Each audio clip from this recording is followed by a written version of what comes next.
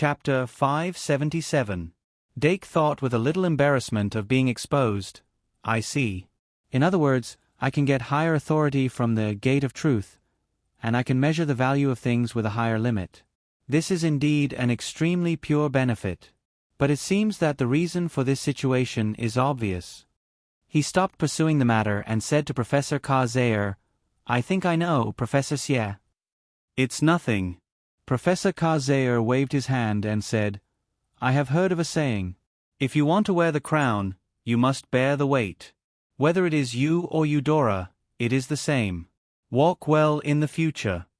Dake nodded and left. At this time, there were not many people left in the office.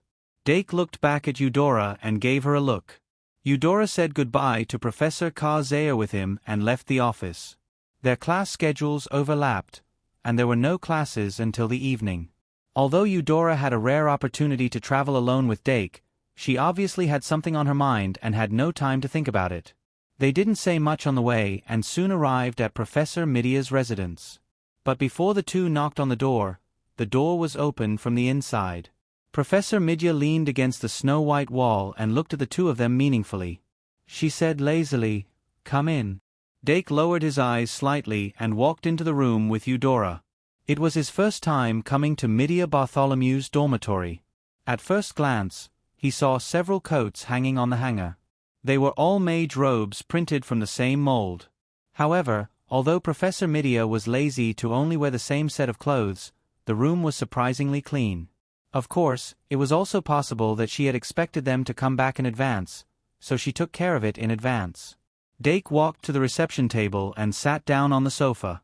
The 2 cups of black tea on the table were emitting steam. Drink tea. Professor Midya stretched out her hand and gestured. Then, she sat down beside Eudora, turned her face to her face, opened her eyelids with her fingers, and stared at her right eye carefully. Dake picked up the teacup and took a sip. Then, he picked up the spoon and scooped some from the sugar jar into the cup, stirred it evenly, and took another sip. Sweet.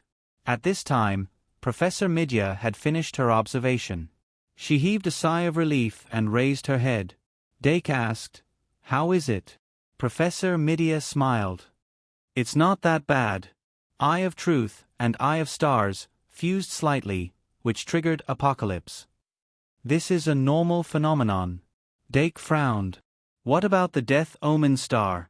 Professor Midya nodded Eudora's forehead and said playfully, Look, your son is worried about you. Eudora's face immediately blushed. Dake's face darkened. He said, Professor, we're talking business. Professor Misha smiled and said, Dake, you should know that Eudora chose the alchemy class with my permission. In this world, there was no second person who could open the Eye of Truth so easily. However, only by fusing with the Eye of Truth can her capacity truly become as vast as the starry sky. Dake couldn't help but ask, Is there a precedent? Professor Midya shook her head and said, No. Dake suddenly frowned. Since there isn't, Professor Midya immediately said, So we are the pioneers. Dake asked, Is there no other way? Professor Midya shook her head solemnly and said, Eudora has already embarked on the path of an astrologer. She can no longer avoid it. She has the most beautiful eyes in the world, and the entire starry sky is in her eyes. No one is more favored by fate than her. Even if there is no Eye of Truth, she will still bear apocalypse from time to time. I know this better than anyone. While speaking, Professor Midya raised her eyes to look at Dake. A silver moon slowly emerged from the depths of her eyes, as if telling him that what she said was true. They were both eyes of stars, but Professor Midya's eyes only had a bright moon, while Eudora's eyes had the entire starry sky. As she said, no matter what Eudora did, she couldn't avoid apocalypse. All she could do was to face apocalypse, accept it, and accommodate it. An Eye of Truth was the key to expanding its capacity. Dake nodded slowly, slightly enlightened. Suppose that the number of Death Omen stars that Eudora could withstand was X. Before Eudora died because of Death Omen stars, we couldn't observe the specific value of X. In this case, as long as X was expanded, it would become x plus n. Then, to ensure that n was always greater than or equal to the number of death-omen stars, Eudora would not die because of the price. In short, it was to add an external memory disk. But the side effect of this was that the speed of running the program would increase because of the increase in memory.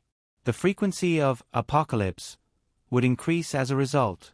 Eudora needed to accelerate the fusion of Eye of Truth and Eye of Stars before the number of apocalypse exceeded n and expand the value of n faster. As for how to control the gains and losses, it could only depend on Professor Midya. After all, she was the professional. After thinking it through, Dake gradually relaxed and asked casually, "Then, Eudora, what did you see in Apocalypse?" Eudora's face was slightly pale. She glanced at Professor Midya and said, "I saw the death-omen stars." "Death-omen stars?" Professor Midya raised her eyebrows, showing a surprised look. Dake also said solemnly, "And then? Was it the same as the disaster warning last time?" "No, it's not very clear." Eudora shook her head and said, "I only saw the death-omen stars falling from the dark night. Their starlight was dim, and they appeared from time to time, exuding an extremely ominous aura. In the end—" "Wait, them?" Dake subconsciously interrupted. "Yes." Eudora nodded and said seriously, "Yes, there were a total of 3 stars. They fell from 3 directions, but in the end, they landed in the same place. The explosion caused the entire ground to be flattened. The creatures that stirred in the darkness were all turned into powder in the terrifying black light. It was completely different from the first prophecy." Eudora's tone was calm when she described what she saw in Apocalypse, as if it had nothing to do with her. Of course, this could not be completely attributed to the growth of her mind. With a deeper understanding of divination, the diviners would find that what they saw in the prophecy was usually just some kind of premonition. Often, what was seen in the prophecy would not happen in reality. For example, seeing someone die did not mean that the person would die, but it was only a premonition that the person would encounter misfortune. Divination was very profound. It was far from enough to interpret the picture on the surface. Dake did not make any wild guesses. He asked directly, "How do you interpret this?" He subconsciously looked at Professor Midya, but Professor Midya looked at Eudora. Eudora glanced at both sides and said, "The death-omen stars represent ominous things. The 3rd is the number. The last one falling in one place means that they will eventually gather and trigger a disaster. I can only do this shallow interpretation for the time being." "That's enough," Professor Midya said with satisfaction. "If it is put into practice, there will be 3 people or 3 organizations that will unite in the dark and eventually trigger a disaster. This kind of apocalypse is very common, and because it is too vague, it is impossible to determine if it has or when it will come true.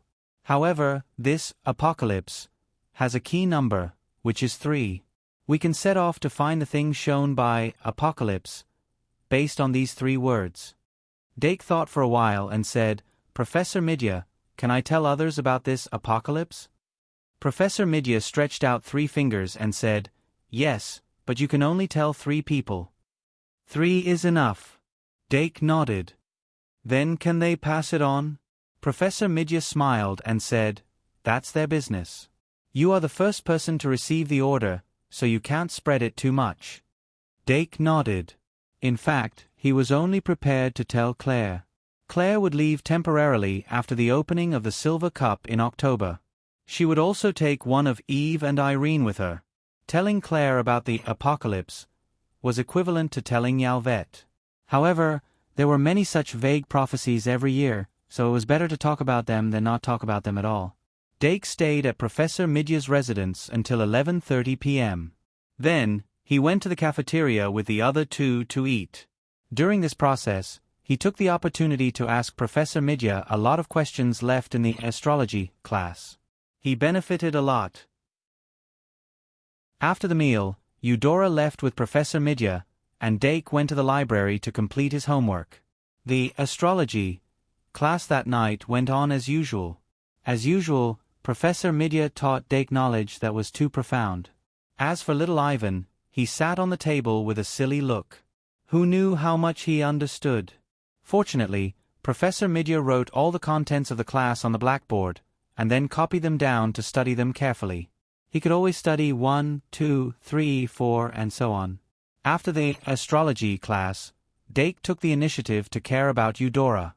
After seeing that she was really fine, he went to the club classroom and sat for a while before returning to the dormitory with some of the magic elves. As soon as he entered the dormitory, he immediately took out the various materials he had stored and tried to use the Eye of Truth to measure the value of these materials.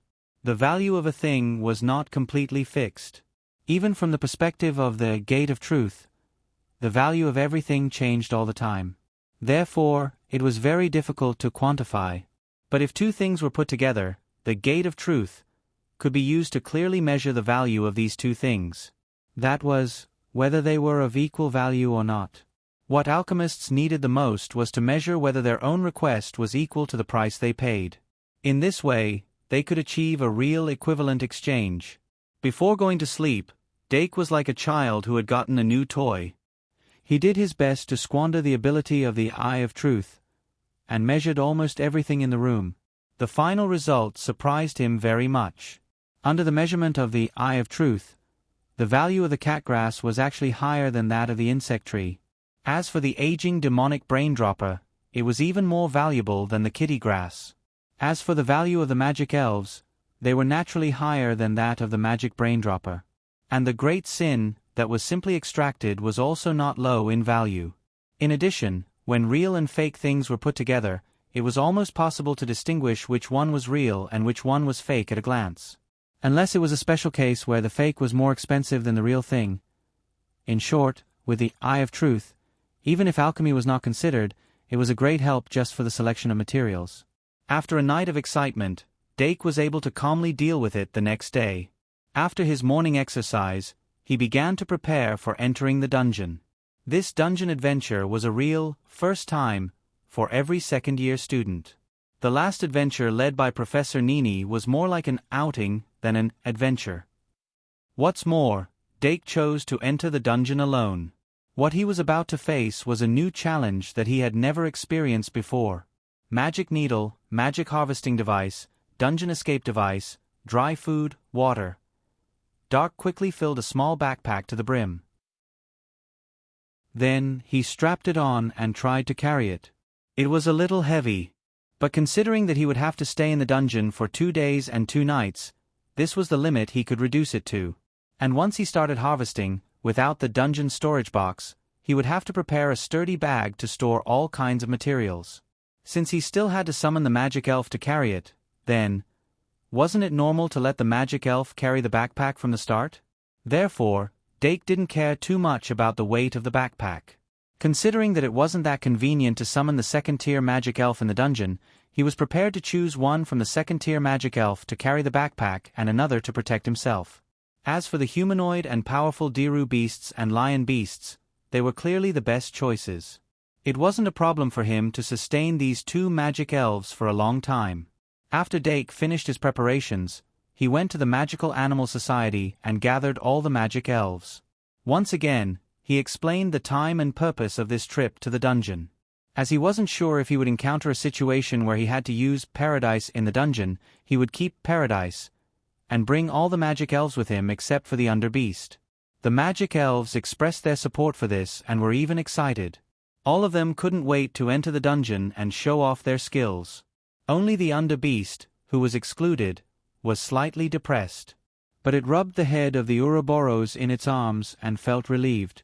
It was a familiar of the society, so it was its duty to take care of the society. Then for the next 2 days, I'll leave the Magical Animal Society to you, Dake said solemnly. Don't worry. The Underbeast puffed out its chest and nodded vigorously. Not long after, the other 3 members of the Magical Animal Society gathered in the Society's classroom. Katerina and Brittany had already accepted the guide mission. They would lead Dee, Anna and Luo C into the dungeon and complete their first real adventure. Although the 2 third-year students weren't the type to enter the dungeon often, if it was only the first 10 levels, it wouldn't be a problem for them to be guides. Dee, Anna and Luo C were quite cautious. The 2 of them carried a bear bag and a rabbit bag respectively. Once they reached the classroom, they started chattering and asking what else they needed to bring. After they were all prepared, the 5 of them bid farewell to the under-beast and went to the castle's cafeteria. It was 10:30 in the morning, but the cafeteria was already filled with people.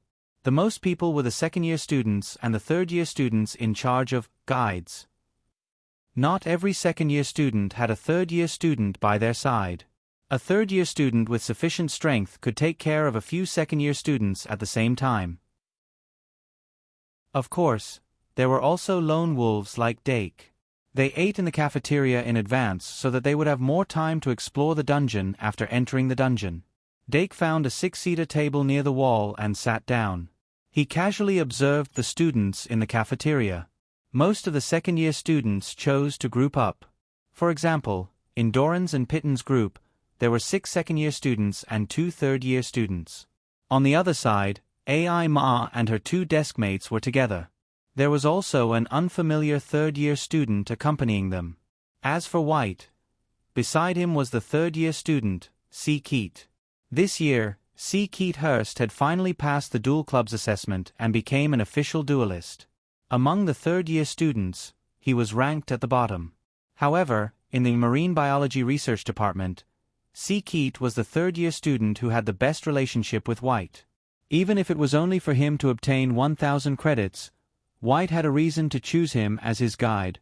The 2 of them sat opposite each other. Beside them was Luo Boat, who was not allowed to enter the dungeon. Even so, Luo Boat was not depressed at all. Instead, his naturally loud voice annoyed the people around him. But no matter what, the second-year students who were allowed to enter the dungeon were clearly well prepared. Before noon. Almost everyone had gathered at the plaza at the entrance of the dungeon, waiting. At the foot of the giant angel statue, 2 student union members were shouting loudly, reminding the students who were about to enter the dungeon to not forget to rent the dungeon escape device. Other than the second-year and third-year students, the upperclassmen had formed teams and were waiting outside. Most of them were in groups of 3. They looked calm and collected as they communicated with each other. "Have you put on the dungeon escape device?" Before entering the dungeon, Dake reminded them again. Anna and Luo C raised their hands and showed the dungeon escape device on their wrists. Katrina and Brittany couldn't help but laugh. "If you're so worried, why don't you come with us?" Dake shrugged and said, "I have my own purpose." As soon as his voice fell, the clock chimed from the direction of the spiral clock tower. The students who were waiting in the open-air plaza slowly stood up and looked at the entrance of the dungeon. It was a huge arched door about 20 meters high. The square pillars of the door were engraved with curse-like patterns. The width between the 2 pillars was more than 10 meters. When the time was up, someone tapped on the pillars. A large amount of mana gushed out from the cracks in the pillars and formed a huge magic door that looked like a water curtain. Then, the students who had been waiting for a long time entered the door one after another. Dake and the other 4 followed the crowd and went through the door without hesitation. They arrived at the reception hall on the first floor of the dungeon. In the blink of an eye, the smell of the dungeon overwhelmed them. Dake felt his heart skip a beat. He couldn't help but feel a little nervous. If he was nervous, the other second-year students were even more nervous. They stopped at the entrance and caused some congestion. In the middle of the reception hall, the mermaid statue floating on the altar was emitting a faint blue light as usual. The upperclassmen who held the door key activated the mermaid statue as soon as they walked in front of it. Then, the 3-person team went through the door and went deep into the dungeon. The second-year students were also reminded by their guide to collect mana in front of the mermaid statue. They first used the mana collector, and then used the mana needle to collect the mana. Since the third-year students accepted the mission of the guide, they wouldn't just bring them around the dungeon for a tour. They would patiently teach them the necessary procedures and things to take note of. Of course, the third-year students who needed the guide themselves weren't included in this list. "So, we'll split up here?" Dake said to Anna and the others after collecting the mana twice. Anna pouted and didn't want to say anything. Luo C could only say, "Be careful." "Don't worry." Dake pointed to his left and right protectors with a smile. The Dilu beast carried a small backpack and the lion beast crossed his arms in front of his chest. They were emitting a calm aura. As for the little demon beast on Dake's shoulder, it was also doing its best to play the role of the atmosphere team. There were very few students like him who could always bring so many magic elves with them. For safety, most people would only summon a familiar and a first-tier magic elven.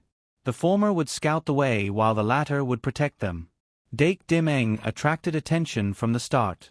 After separating from the members of the Magical Animal Society, Dake quickly entered his exploration mode.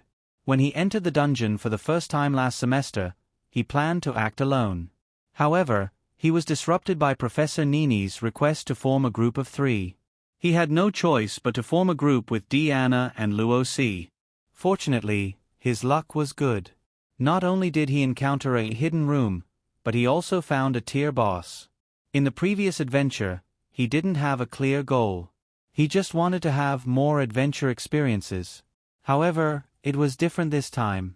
He came with a goal from the start. Let's try my luck and see how the feng shui is today. When he was some distance away from the living room, Dake summoned the greedy slime. The slime with a plant-like green slime lay on his palm and wriggled slightly. Dake took out Greedy 2, and stuck the magic card on its head. He then quickly chanted the incantation. After 3 seconds, the purplish-blue light released from Greedy 2 surrounded the slime's body. It gradually expanded into an elastic jelly. Dake placed it on his face and rubbed it. He felt the cold touch on his skin and smiled. Let's begin. Try to release your greed. Meow, greedy slime eye, rubbed against its owner's face, and the gaze in its eyes gradually sharpened. Ultimate skill. Treasure sense. Pew. After a few seconds, its eyes lit up. It squeezed out a short tentacle from its body and pointed in a direction of the dungeon. Dake patted the accessory on his shoulder and said, "Go." The little devil beast spread its wings and flew forward quickly. However, not long after, Dake heard a series of cries for help. Chirp chirp chirp chirp chirp. The little devil beast ran back as if its butt was on fire. Behind it was a group of black bats. If these black bats could communicate, the little devil beast would definitely recite a poem to them. We were born from the same root. Why are we in such a hurry to kill each other? Even in the first level of the dungeon, there were relatively dangerous monsters. For example, the hypertoxic lizard that could release poisonous fog, the vine monster that disguised itself as normal vines, and these paralysis bats in front of them. The paralysis bats' bodies were small. Each of them was only the size of a ping-pong ball. However, their fangs contained poison. Once bitten, the whole body would be paralyzed. In a dangerous place like the dungeon, the result of being paralyzed was imaginable. Therefore, when the students encountered these monsters, they would be extremely vigilant. They would never let them get close to them. Leave it to me. The lion beast looked up at the group of black bats and said calmly. As soon as its voice fell, its right hand was already clenched into a fist. When the little devil beast flew over its head, it suddenly punched out. Beast King Fist. The energy wave released from its body instantly expanded and almost covered the entire tunnel. With a loud explosion that sounded like a lion's roar, dozens of paralysis bats were turned into ashes by the 5-star magic elf's killing move. There wasn't even any material left. Is this what it means when a lion uses its full strength to catch a rabbit? Dake looked at the layer of ashes on the ground and couldn't help but sigh. After this small interlude, Dake and the magic elves continued to move forward. About 10 minutes later, they stopped in the middle of a closed road. The end of this path was covered with vines. A vine monster was hidden among them. The ground was littered with the remains of monsters. Dake said in a low voice, "Is it here?" Pew. Greedy Slime Eye jumped lightly in his palm. Then, because the time was up, it degenerated into Greedy Slime. Dake squinted his eyes and carefully observed. The first level of the dungeon was the same as the second level. It was a maze. A series of connected walls cut the entire floor into countless pieces. The walls and the corners of the walls were covered with glowing moss. It completely illuminated the dark dungeon. Because it was the end of a path, they could see everything. There's nothing. Is there a hidden door? Good morning, the monthly ticket expires in 2 days. It'll be a waste if you don't vote. Monthly ticket, monthly ticket, monthly ticket. Chapter 578. Dake suddenly thought of a possibility. Mechanisms, traps, secret doors, they were all special features of the labyrinth-type dungeon. If he could find a hidden door on the wall, he would be able to enter the hidden room. The hidden room was the secret room. During last semester's trip to the dungeon, it was because AI Ma found the hidden room that they were able to trigger the hidden space of the abyss. Dake's holy sword was obtained from there. Therefore, when he thought of this, he immediately became interested. Lion, pull out the vine monsters. In short, before searching for the hidden door, he had to first clear the surrounding monsters. Dake temporarily put away the greedy slime. Then he took out a pair of gloves from the Diru beast's backpack and began to carefully search along the wall. As for the vines and the hidden vine monsters at the end of the tunnel, they were quickly cleared by the lion. Remember in 1 second. https://m. Vipkanchu. VIP. Under normal circumstances, there were 2 types of mechanisms on the wall. One was a physical trigger, and the other was a magical trigger. Dake's gloves were very light and had good magic permeability. It could allow magic to be transmitted to the fingertips and increase the sensitivity. He searched from one end of the wall to the other, then went back and searched again. Finally, he found a loose brick at the place where the vine monsters crawled. He then gathered his magic and pressed down. Cracks suddenly appeared on the originally seamless wall. Dake's heart skipped a beat. He immediately stepped back and switched to the lion. You do it. The lion nodded and used the same method to activate the mechanism. Then its muscles exerted force. On the wall, a revolving door with the central axis as the axis appeared. It wasn't afraid. It directly pushed the door open and went to the other side of the wall. Half a minute later, the lion walked out from the other side and said to Dake, "There is a secret room." Dake's eyes lit up. He brought the little devil and the Diru beast in. The hidden room, behind the wall, was about 4 by 4. The room itself wasn't big and there weren't many carvings or decorations. Dake clearly remembered that AI Ma had found the hidden room after solving a puzzle. She then obtained an oil lamp and a mural from it. Compared to the two, it was obviously more difficult for AI Ma to find the hidden room. In the dungeon, the difficulty was proportional to the reward. This more or less meant that the loot in this hidden room that he found should not be as good as the hidden room that AI Ma found. However, a harvest was better than nothing. Doc's mentality was very flat. He walked into the hidden room and searched for a while. Finally, he found a small box about the size of a palm in the corner. Could this be the treasure chest in the secret room? Dake blinked and squatted down to take a closer look. Other than the size, the box in front of him looked very similar to a treasure chest. There was even a small lock on the lid. No matter what, it seems that my luck today is pretty good. Dake thought for a moment and didn't open the box immediately. Instead, he stepped back and let the lion go first. The treasure chest monster was a type of monster that frequently appeared in the dungeon. If one was blinded by greed, it was very likely that they would fall into the trap of the treasure chest monster. The lion squatted down and used 2 fingers to grab the chain of the box. Then, with a strong twist, the entire lock was broken. Then, it forcefully opened the box. Quang! The pink light emitted from the box illuminated the lion's dignified face. As the light dimmed, the treasure in the box was exposed to the air. The lion carefully took the treasure out of the box and raised it to take a closer look. It's not a treasure chest monster. Dake calmed down and walked closer to take a closer look. What the lion beast was holding was actually a pink crescent moon pendant. The pendant was made of an unknown pink metal. The chain was extremely thin, and the crescent-shaped pendant exuded a gentle light. From its appearance, it gave people the feeling that it was a high-grade accessory. However, if one were to examine it carefully, they would realize that the pendant only contained a small amount of magic. However, the nature of the magic attracted Dake's attention. So that's how it is. A pendant with charm properties. If it was placed in a game, it would have a Charm +1 tag. Dake took the pendant from the lion's hand.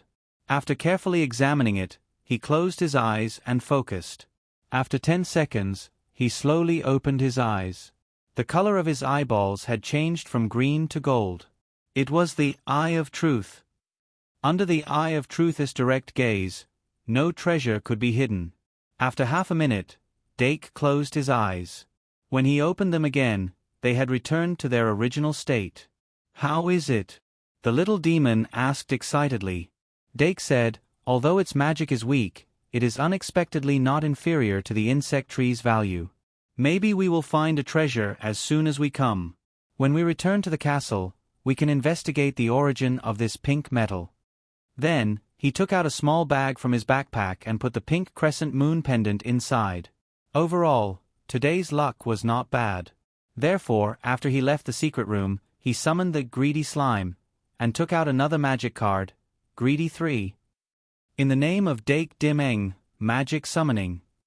Under the illumination of Greedy 3, the greedy slime's body quickly expanded. When the blue light disappeared, a huge slime in the shape of a jelly appeared in front of him. Dake suppressed the urge to jump into the greedy slime to his body. He then summoned the single scabbard in front of him, grabbed the hilt, and slowly inserted it into the greedy slime to his body. The greedy slime, too, used its soft inner walls to greedily absorb the holy sword's aura. After a while, it expelled the single scabbard. Its eyes were filled with greed. Dake asked carefully, "How is it? Can you feel it?" The greedy slime, too, immediately narrowed its eyes and tried its best to feel it. It had a sure-kill skill called Greedy Nature.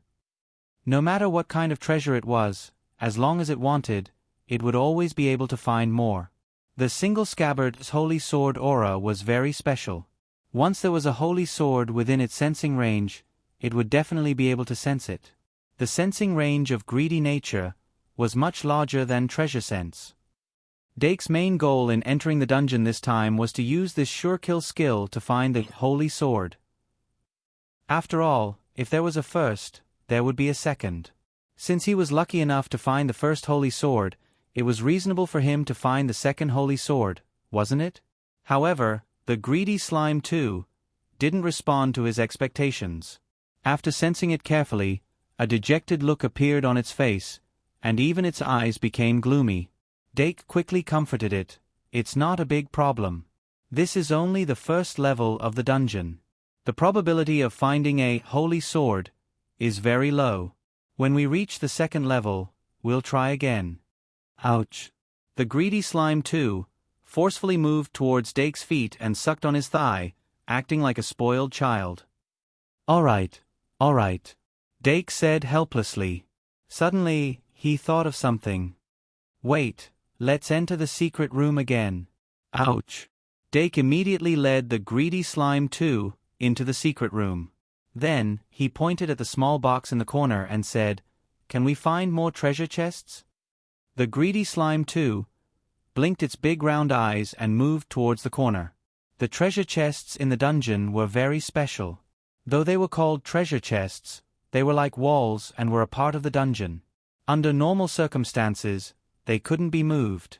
After the greedy slime, too, surrounded it, it carefully sensed its surroundings. After a while, it lifted its head and exclaimed excitedly at Dake, "Ouch! Oh, Dake immediately understood and said, "Lion Beast." The lion beast immediately carried the greedy slime, too, and placed it on its head like a cloak. Gulyalu.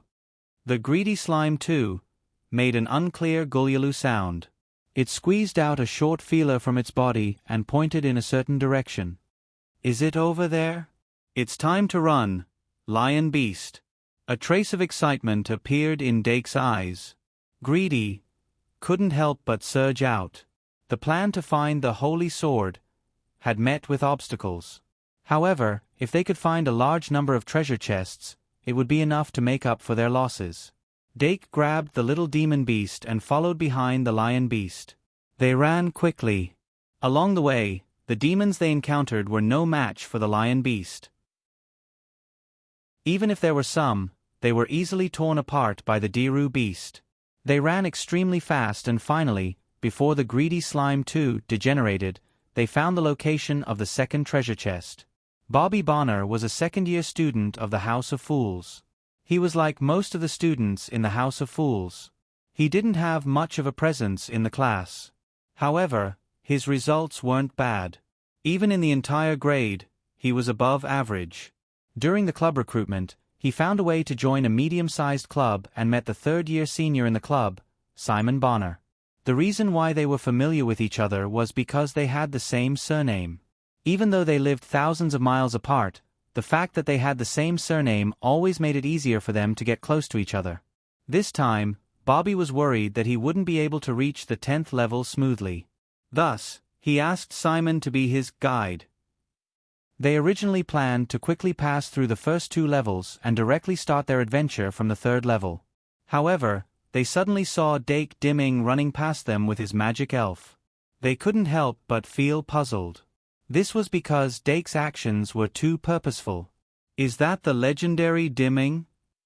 Simon poked Bobby's shoulder and joked. Bobby rubbed his nose and nodded. Simon then said meaningfully, "Don't you want to know where he ran off to?" Bobby's eyebrows twitched. All kinds of possibilities appeared in his fantasy-loving mind. Why was Dake Dimming so smart? Why was Dake Dimming so powerful? Why was Dake Dimming able to create so many highly intelligent magic elves? Everyone wanted to know. Simon was naturally no exception. Maybe if we follow him, we can discover some small secrets? Bobby couldn't help but think. Then, he raised his head slightly and saw the same thought in Simon's eyes. Thus, the two of them hit it off and quickly followed Dake. They followed him all the way. Simon suddenly stopped at the corner and shushed Bobby. Then, he took out a magic card from his card pack and silently recited the summon. A few seconds later, a completely transparent bird flew out from the card and flew towards the corner. Simon closed his eyes and shared his vision with the hidden sparrow. The hidden sparrow was completely invisible and flew silently during its flight. After a while, it turned another corner and stopped abruptly. Through its eyes, Simon saw Dake Dimming's back and... That's a treasure chest? Simon's breathing suddenly quickened. He was now a third-year student. It had been a year since he started exploring the underground city at the end of the first month of his second year. However, he had only seen a treasure chest in the underground city once. Yes, that time, he saw a girl in the same year as him find a treasure chest and take out a pair of high-quality gauntlets. At that moment, he felt as if he had squeezed 10 fresh lemons into juice and poured it into his mouth. It was so sour that he couldn't sleep at night. Since then, every time he entered the underground city, he would deliberately pay attention to the location of the treasure chest. In the blink of an eye, he finally saw a treasure chest for the second time. Woo woo woo. Splat. Simon's vision suddenly turned black and his eyes widened. Bobby hurriedly asked, "How is it?" Simon grabbed his hand and ran. He didn't know why he was running, but after running for 100 meters, he stopped and panted. Dake Dimming found a treasure chest. Bobby was shocked. A treasure chest? Simon nodded solemnly and said, "Yes. And I suspect that he knew the location of the treasure chest from the beginning." Bobby immediately exclaimed, "How is that possible?" Simon's face was so sour that his cheeks were distorted, but he still said, "Nothing is impossible. Do you know the Silver Dragon Lady?" Bobby was stunned for a moment and said, "Is it that librarian?"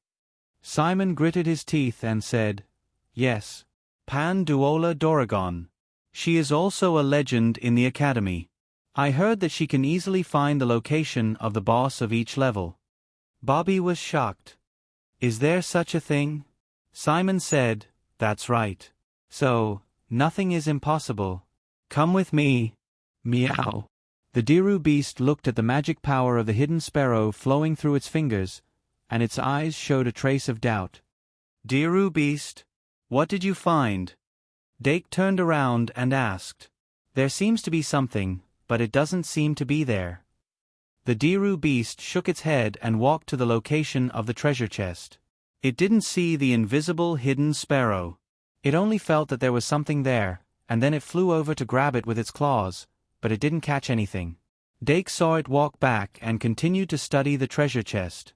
In the dungeon, there was a type of treasure chest that wasn't hidden in a secret room, nor was there a boss guarding it. Instead, it was simply placed in a corner of the maze. It was because of the existence of these treasure chests that treasure chest monsters were hard to guard against. The second treasure chest that the greedy slime 2 found belonged to this type of treasure chest. Of course, it was difficult for this type of treasure chest to open the best items. But this was nothing compared to the joy of opening the treasure chest itself. In the words of the king of adventurers of a certain generation, adventurers should enjoy the process of opening treasure chests instead of focusing too much on the treasures in the treasure chests. As for why the adventurer king would brag about it every time he opened a best item? Haha. Dake studied it for a while, then got up and retreated. The treasure chest this time was of a standard size, which was the most common size for treasure chest monsters. Treasure chest monsters and treasure chests were made of the same material, and there was no difference in aura.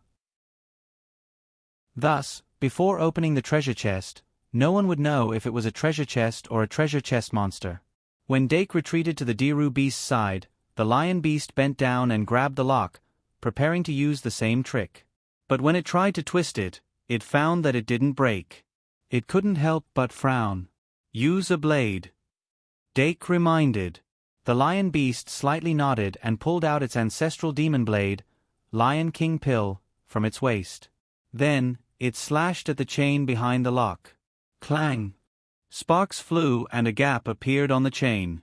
The lion beast continued to use its strength, and with a few slashes, the chain was completely broken. Then, with a few tugs, it tore off the chain along with the lock and opened the lid of the treasure chest. It wasn't a treasure chest monster. Dake immediately went up to check and found that there were diamond-like minerals inside the treasure chest.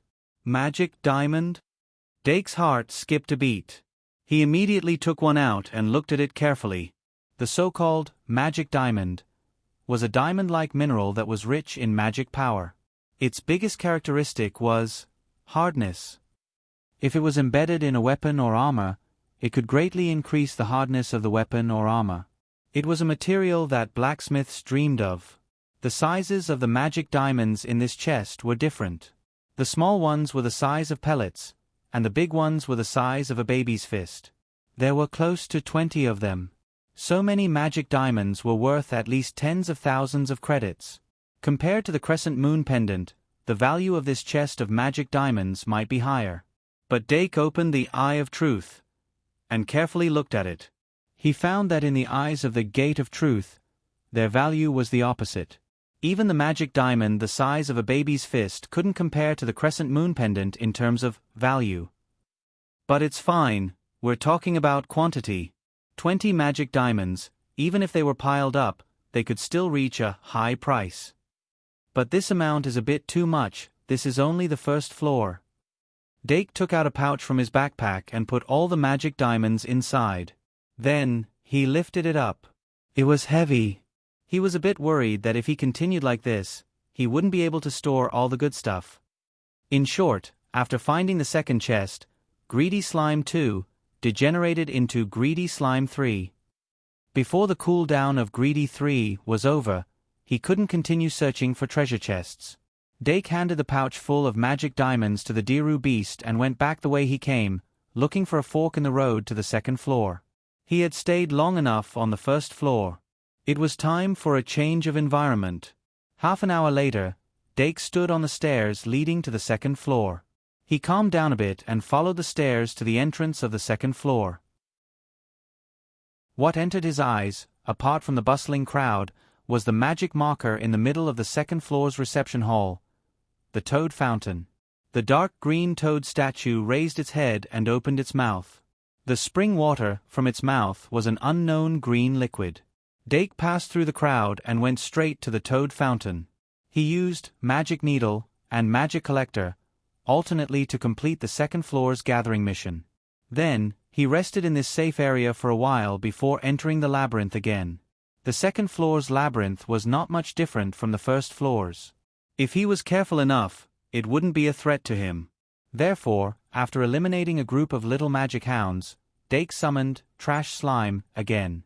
As usual, he used a Greed 2 to evolve it into a Trash Slime I. Then, he relied on Treasure Sniffing to search around aimlessly. Then, he used Greedy 3 to evolve it into Trash Slime 2, and relied on Greedy Nature to search. He still searched for Holy Sword first, then Treasure Chest. Treasure Sniffing allowed him to gather the rare herbs mentioned in the official mission. Then, Greedy Nature allowed him to find another treasure chest. Trash Slime 2 didn't sense the presence of other holy swords on the second floor. Dake used the lock from the treasure chest to trigger Greedy Nature. His luck was pretty good. Although the treasure chest he found this time was also in the hidden room, after confirming that there was a treasure chest nearby, Dark spent a very short amount of time to find the entrance of the hidden room and successfully entered it. In the end, in this hidden room, there was only a standard-sized treasure chest placed quietly on the stone platform. When he opened the treasure chest, there was a bottle of potion inside. It was a small bottle that was about the size of a finger. The liquid inside was clear and transparent. As it didn't have a label, Dake couldn't determine its type and expiry date. He also couldn't easily open it to test for its poison. However, he used Eye of Truth to measure it and found that its value was slightly higher than the wormwood and was close to the catgrass. Without a doubt, the value of this potion was higher than the crescent moon pendant and the magic diamond. After Dake stored the potion, he continued his adventure. The experience of finding 3 treasure chests in a row made his blood boil. After an hour, he found the entrance to the 3rd floor of the dungeon. After going through the long staircase, he arrived at the living room in the basement. He suddenly realized that the number of people on this floor was less than the second floor. The second years and the third years that led them on this adventure were still wandering around the second floor. The higher years mostly used the door key to go to the 10th floor and below. This made the safe zone between the 3rd and 10th floor empty. The magical marker on the 3rd floor was a colorful totem pole with strange patterns engraved on it. After Dake finished collecting, he rested for half an hour on the 3rd floor. When the number of people gradually increased, he went on the treasure hunt again. Good morning, August is the last 2 days. If you don't vote, the monthly votes will disappear. Brother, please use your little hand to click on the voting button. Chapter 579. The glowing moss in the dungeon would adjust its brightness according to the time. At 6 to 8 o'clock at night, the brightness would gradually weaken. After 8 o'clock, the dungeon would become extremely dark. The students who entered the dungeon referred to it as dusk and night. At dusk, some of the ferocious monsters that lurked at night would gradually become active, increasing the danger of the dungeon. Professor Nini repeatedly mentioned in her Magical Beasts class that they had to return to the safe zone before nightfall. Even though the safe zone wasn't truly safe, the magical waves released by the magical marker would indeed drive away most of the monsters. Even if they started a fire and cooked here, they wouldn't be attacked by the monsters. Of course, she held the textbook and read every time. Dake followed the path in the 3rd level and finally found the entrance to the 4th level before dusk. Probably because it was close to dusk, there were more people returning to the safe zone. At the entrance to the 4th level, there were a few groups of people scattered around. Some were eating and talking on the spot, while others took out branches to build a bonfire. Whether or not they were preparing to travel at night, they had to eat and save energy. The magical marker in the middle of the area was a statue of a young girl holding a candlestick. The candles on the candlestick were lit for a long time, emitting a soft glow and casting long shadows on the people around it. The website was https://m Vipkanshu. VIP. The atmosphere inside and outside the entrance was completely different. As soon as Dark stepped into it, his entire body and mind could not help but relax. Although he knew that he still had to be careful in the safe zone, he couldn't help but relax. The students who had arrived earlier turned to look at the newcomer, then turned back and whispered among themselves. Today was the first time the second-year students entered the dungeon for an adventure. It was rare to see a solo player like Dake. However, his appearance had already spread throughout the academy, so they would feel a sense of familiarity. After thinking for a while, they would recognize him. A person who was able to win the duel between the first and third years naturally didn't need to worry about others. This was only the 4th level of the dungeon. Dake relaxed and brought a few magic-guiding fairies to the magical marker. After collecting it, he found an empty space nearby and sat down. He had gained a lot in the 3rd level of the underground city. Even though he still couldn't find any traces of the holy sword, he managed to find 2 more chests. If word of this got out, people would be so jealous that their teeth would fall out. The first treasure hunt still relied on trash slime as treasure sniffing, but he didn't find any treasure chests. Instead, he found a crystal mine unique to the dungeon. The powder from the crystal ore was a necessary material to refine the dungeon storage box. As there was a large quantity of it, it could be bought cheaply at Traveler's Street. After careful consideration, Dake decided that it was not worth wasting his storage space on it, so he threw it away. After that, he once again relied on trash slime tusk greed to find a treasure chest. This time, the treasure chest was hidden in an extremely secretive L-shaped alley. It was guarded by a 5-star demon. However, after the lion beast killed it, Dake successfully obtained the treasure chest.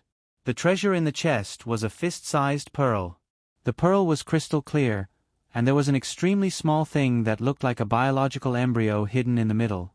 After careful observation, Dake confirmed that it was a special item called the biological pearl. Its structure was somewhat similar to that of an amber fossil. What was wrapped in the orb was something like a biological embryo. It contained all the genetic information of a specific creature. The biological pearl was very rare. However, according to the species in the pearl, its value varied greatly.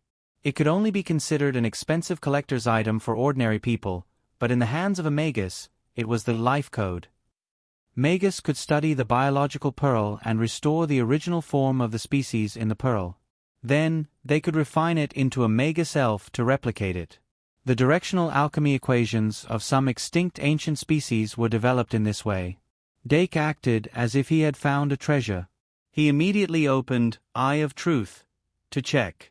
Then, he was pleasantly surprised to find that the biological pearl in his hand was even more valuable than the demon brain dropper. Thus, he immediately put it in the middle of his backpack and carefully hid it. After that, he didn't stop. Instead, he took out another, Greed 2. He had 2, Greed 2. Trash Slime, evolved into Trash Slime Eye, under the effect of the second Greed 2. Immediately, treasure sniffing was triggered. As a result, there was a hidden door not far from the treasure chest. After solving the puzzle, Dake found the second treasure chest in the hidden room. This second treasure chest was 2 meters tall and 3 meters wide. The lion beast had to use the holy sword to successfully split it open. Dake almost thought that there was a giant treasure chest hidden inside.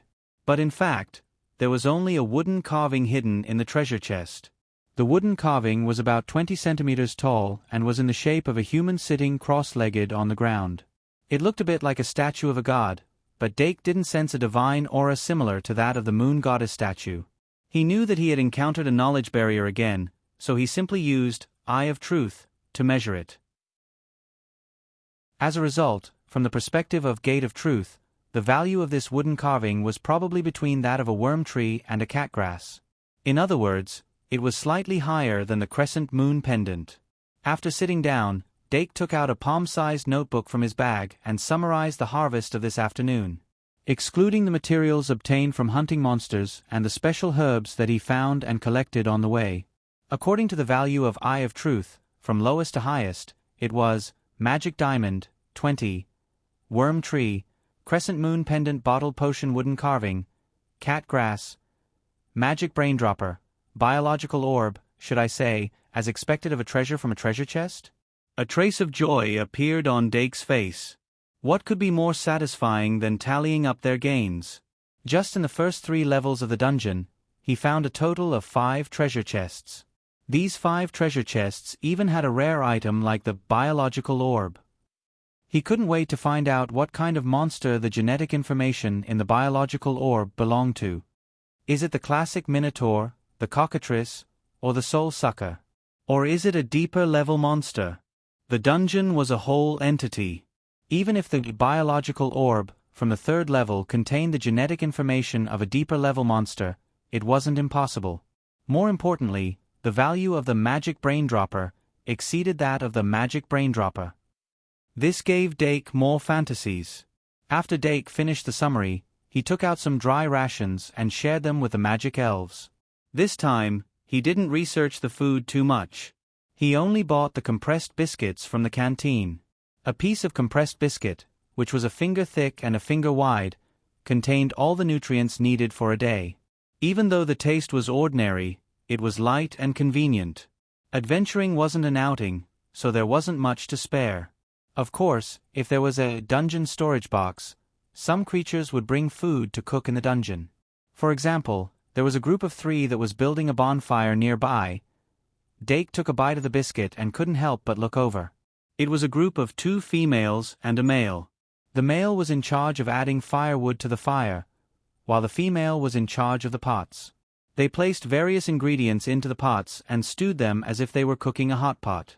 The aroma from the pots made one's mouth water. Dake took a whiff of the aroma and secretly decided that he would create a large dungeon storage box in the future. When the time came, he would open up the theme park in the safe zone and have a dungeon party with the magic elves. Wouldn't that be great? An hour later, Dake regrouped and set off from the safe zone. In order to be safe at night, he specially summoned the Spirit Illusion Worm.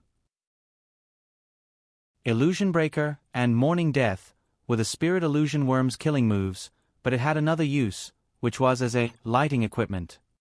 The 2-star Spirit Illusion Worm had limited mana consumption. It was small, could fly, and could emit light. Occasionally, it could break through concealment and illusion. It was a must-have magic elf for magisters. It could only be said that the professors had chosen it as the first magic elf for their students. It wasn't without reason. When Dake set off again, it was already past 7 o'clock. The light in the labyrinth had dimmed, and it was as hazy as dusk.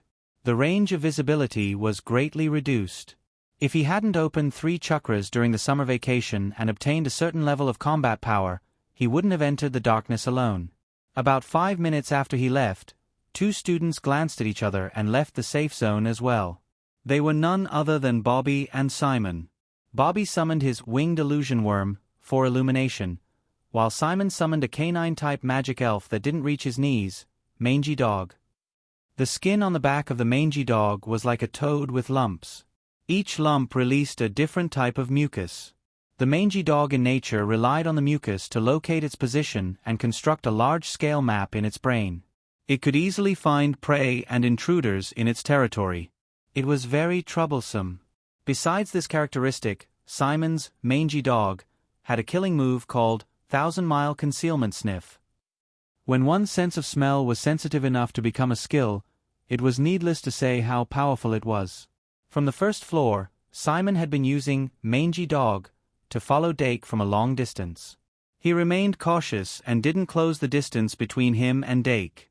The death of the hidden sparrow had clearly told him that invisibility and aura concealment weren't enough to deceive Dake's magic elf. He could only barely maintain the appearance of following Dake from afar. In short, he and Bobby had followed Dake all the way until now. They had basically walked all the paths Dake had taken and had witnessed the opening of 4 treasure chests. They were completely stupefied. Even if they didn't want to believe it, they had to admit that Dake Dim-Eng had the ability to find treasure chests. With this ability, he was like a fish in water in the dungeon. It made people envious and jealous. Simon and Bobby were still following Dake. They didn't want to confirm this fact. They just wanted to see how many more treasure chests Dake could find. Dake didn't know that there were 2 people following behind him. Even if he knew, he wouldn't care too much. As long as they didn't disturb him, the ability of Trash Slime would be exposed. Maybe he could even get the title of XX King Dake. After setting off, he still used trash slime as treasure sniff to hunt for treasure. This was mainly used to warm up so that the next treasure chest would have better things. But his luck was too good. This time, he actually found a treasure chest.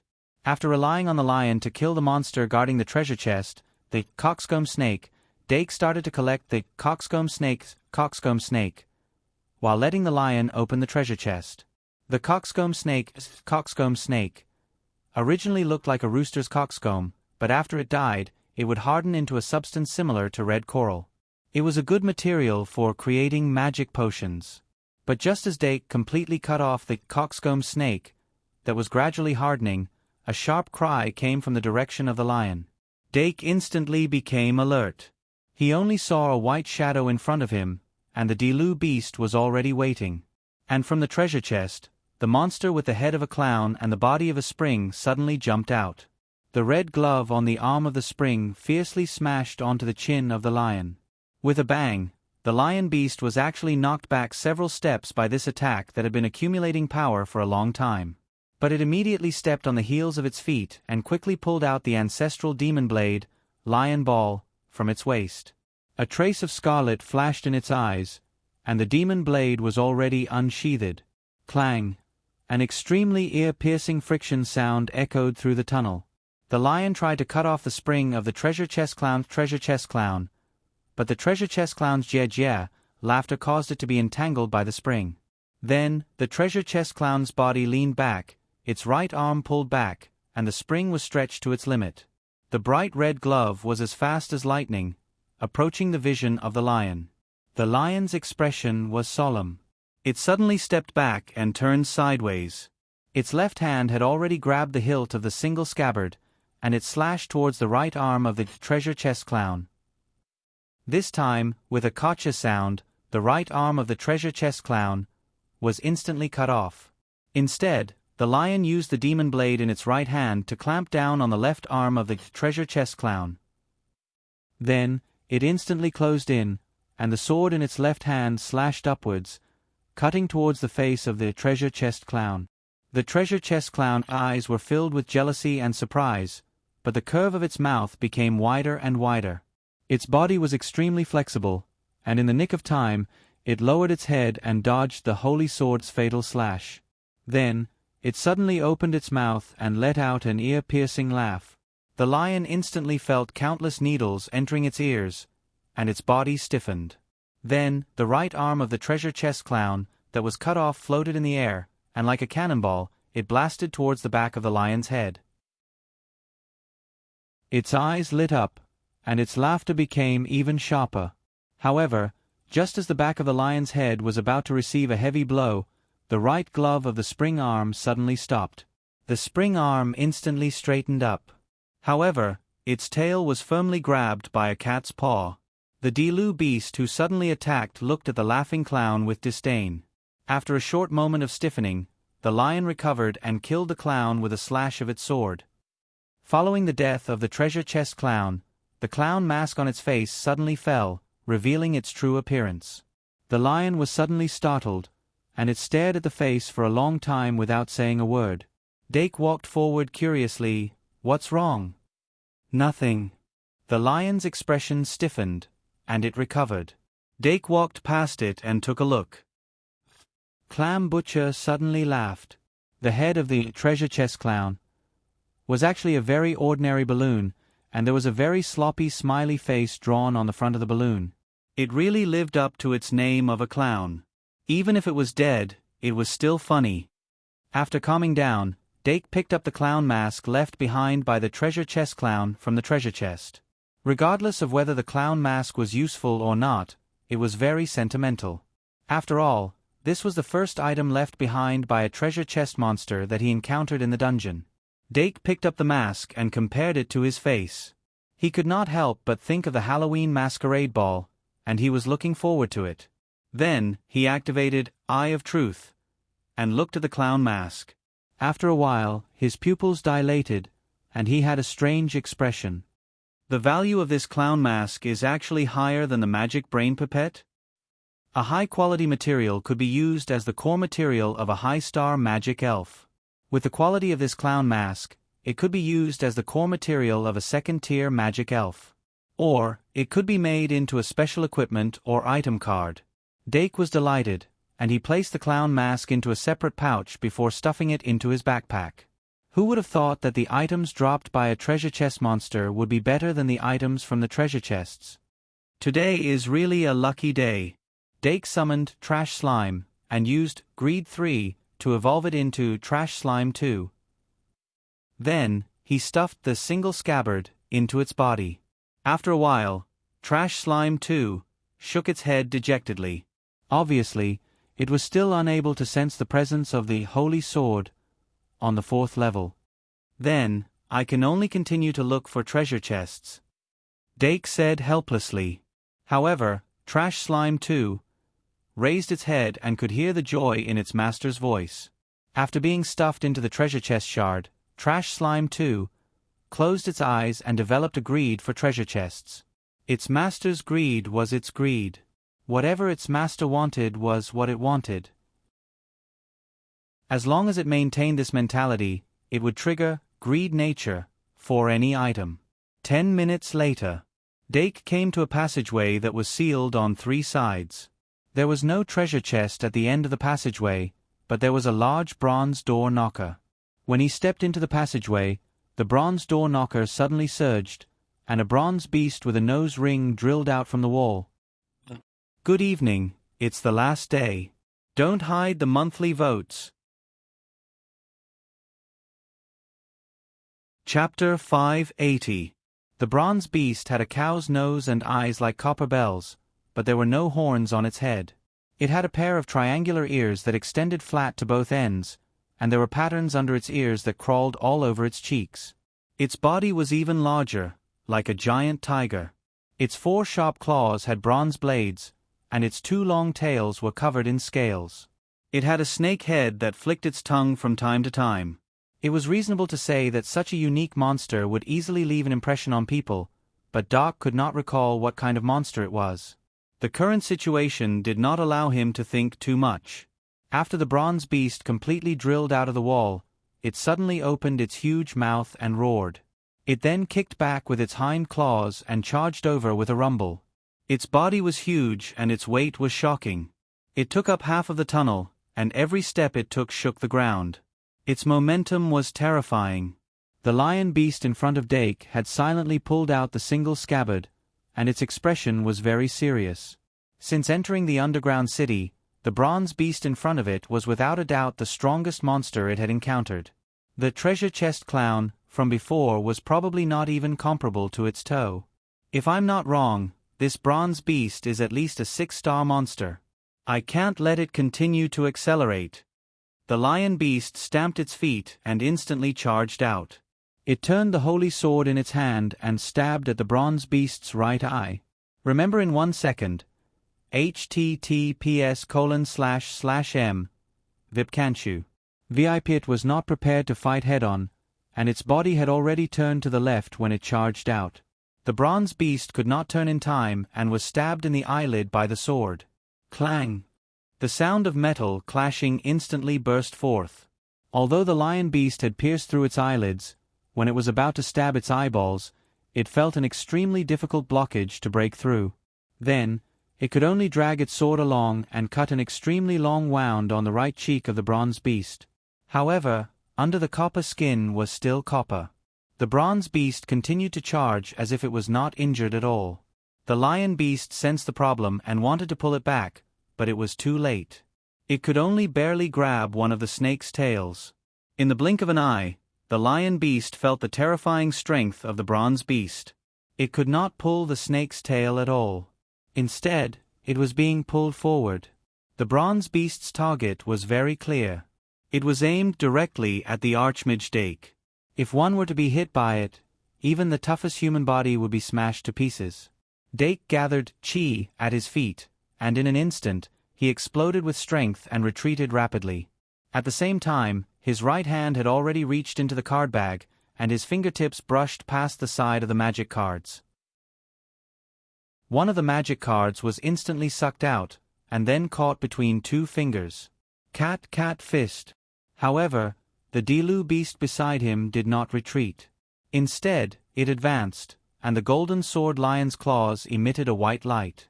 Cat fist. Right in the face. In the next moment, the Dilu beast was sent flying. The bronze beast's momentum was only slightly hindered, but it continued to charge, its momentum even more ferocious. Hoo-hoo.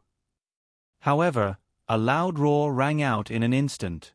A small turtle-shaped magic elf with a hard red shell was summoned at the critical moment. Hoo-hoo's eyes widened, and the white light of superpower flashed in his eyes. Sure kill skill. Equal distribution of power. In an instant, the power of the two sides was evenly split. Hoo-hoo, whose attack power was 0, obtained an unprecedented amount of power after the friendly distribution. Its light yellow body swelled up like a boulder. However, the bronze beast only felt its body become empty, as if half of its body had been sucked out. Even its bronze body became soft. The lion beast saw the opportunity and immediately roared. Its 2 feet stood still, and its 2 hands grabbed the 2 snake tails. It suddenly pulled, and the bronze beast was forcefully pulled back. Sword, ticket, come. The Dilu beast's roar echoed through the maze. The single sword scabbard, that was freed from the lion beast's control, quickly flew over and was firmly held in its hands. At this moment, the sword light was like a painting, and it suddenly emitted a holy light that could not be looked at directly. The Dilu beast's eyes flickered with light. Its petite body slightly adjusted its posture and shot out. An incomparably violent airflow erupted from its feet, and in an instant, it surrounded its entire body. The single sword scabbard was like a storm sword, and its attack value rapidly increased. It was the killing skill. Sword dance. Hoo-hoo, defend and distribute equally. Under Dake's command, Hoo-hoo immediately used its second killing skill. The light on the bronze beast's body visibly dimmed. Even though Hoo-hoo's defense was as high as 2200, it clearly could not compare to the bronze beast with the steel attribute. With the 2 sides sharing equally, the bronze beast's defense greatly decreased. The Dilu beast's body danced, and as it ran, it jumped up. Immediately after, it slashed at the bronze beast's head without any concealment. Moo! The bronze beast that felt the fatal danger suddenly raised its head. The storm and sword light that wrapped around the sword almost pierced its eyes. A layer of snow-white light flowed around its body, and like water, it gathered above its head, making it look like a bronze mirror was attached to its head. The Dilu beast's eyebrows jumped, and a cold smile appeared on its face. It did not bother to use cat's eye at all. It jumped up and stepped on the single sword scabbard's scabbard. Its entire body suddenly rushed forward, and with a twist of its wrist, it changed from a slash to a stab. With both hands holding the sword, it fiercely stabbed at the bronze beast's defenseless back. Chi! The sound of glass being cut suddenly rang out. The holy sword that was at its peak pierced into the bronze beast's body, and it almost sank into the bronze beast's body.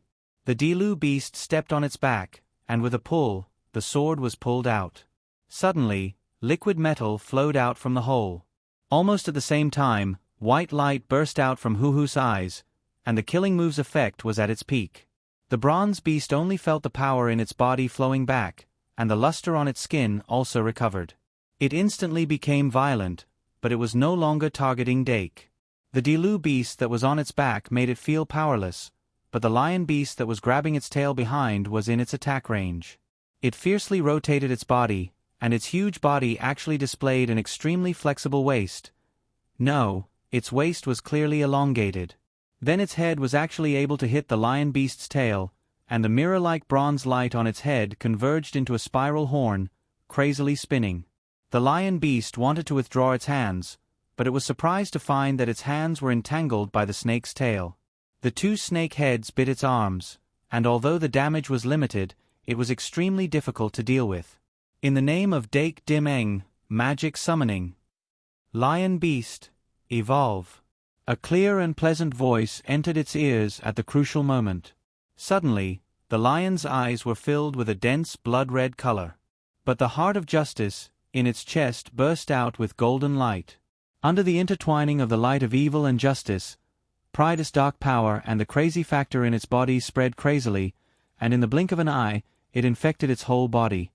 Roar! The lion beast was letting out an extremely suppressed roar at the bronze beast. Its two thick and sturdy arms were crazily expanding, and thick blood vessels protruded from its skin. A terrifying power gathered in its decaying muscles. The lion beast's back bulged, and its mane grew, curling and elongating backward. Its dignified and righteous face became rough and ferocious, and the scarlet color in its eyes dyed the corners of its eyes. Hiss! The two bronze snake tails were actually torn apart. It wasn't afraid at all. When it raised its right arm, it was already wrapped in a black steel bandage, and its 5 fingers became sharper and blood-red. Seeing the bronze beast's spiral horn approaching, the evolved, crazy lion beast didn't retreat. Instead, a strong aura of death burst out from its right arm, and all the strength in its body gathered on its fist, and it punched out. A blood-red energy wave blasted out from its fist, and after it left its hand, it turned into a ferocious lion, and it bit the bronze beast's head with its bloody mouth. Boom! A loud explosion was heard. The power of both sides collided, causing an explosion.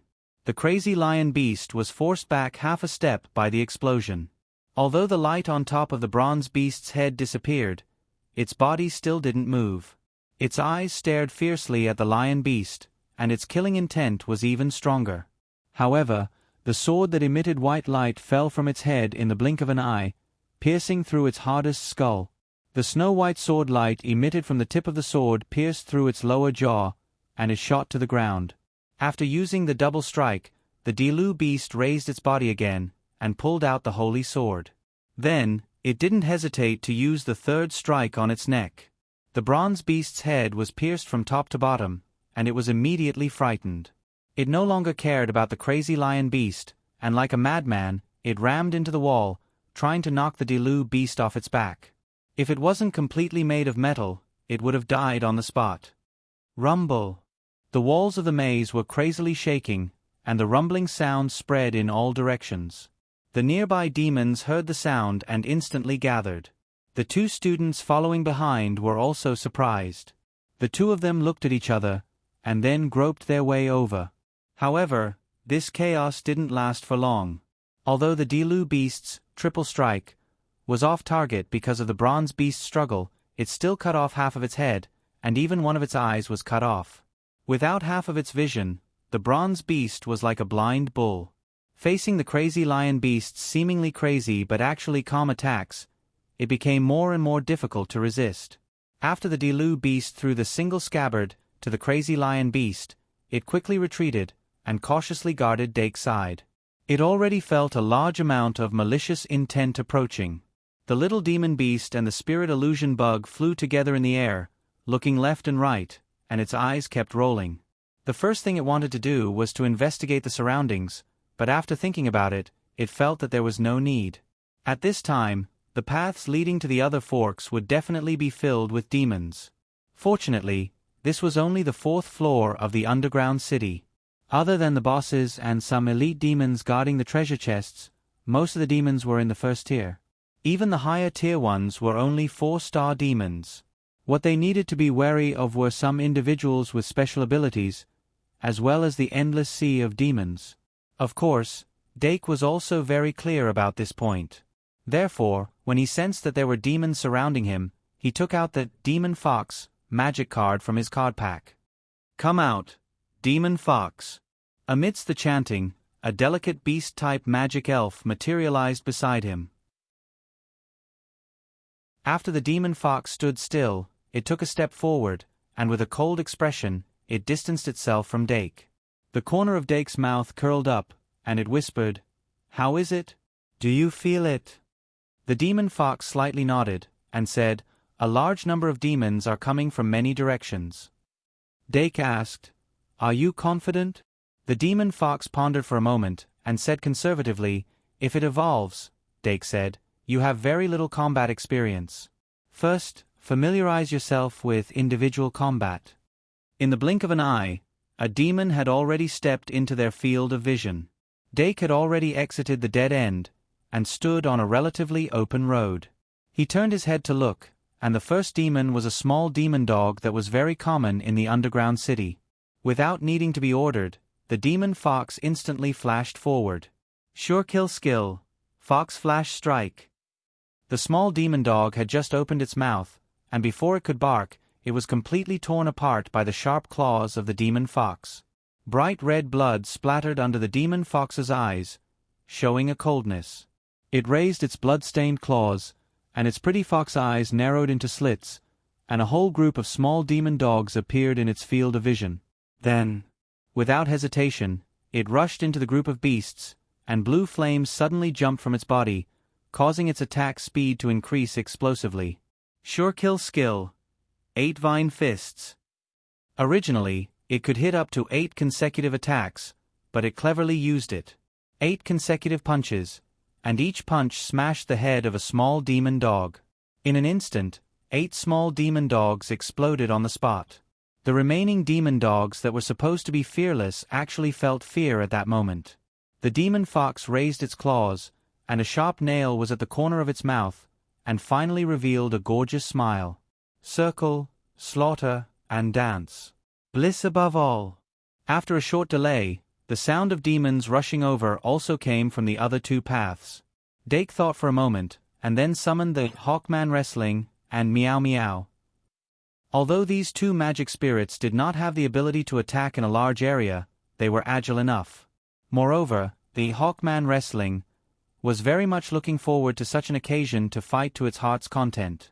As a qualified magus, it naturally had to satisfy the wishes of the magic spirits. Sure enough, as soon as the Hawkman Wrestling came out, it was full of fighting spirit and was quite excited. Meow Meow's fighting spirit was not strong, but it still followed the order and rushed into a path. As soon as the Hawkman Wrestling rushed out, it used its sure kill skill, Feather Dance. Countless feathers revolved around its body under its control, surging like a storm. Each of its punches was wrapped in a storm, blasting the demons away, and in a short period of time, no demons could get close to its body. In contrast, Meow Meow was only shuttling between the gaps of the demons, and from time to time, it would use its claws to attract aggro. It did not seem to be killing enemies, but gathering monsters. Dake originally thought that after it gathered the demons, it would use its sure kill skill, treasure-gathering technique, to wipe them all out. But it did not. Fox Leaf Wedge. The demon fox beast's delicate voice suddenly sounded, and countless leaves condensed around its body. When the demons surrounded it again, it spun on its toes, and its entire body seemed to dance in an instant. Those leaves condensed from demonic arts shot out, piercing through a large number of demons in an instant. Its expression was dignified, and it was slightly panting.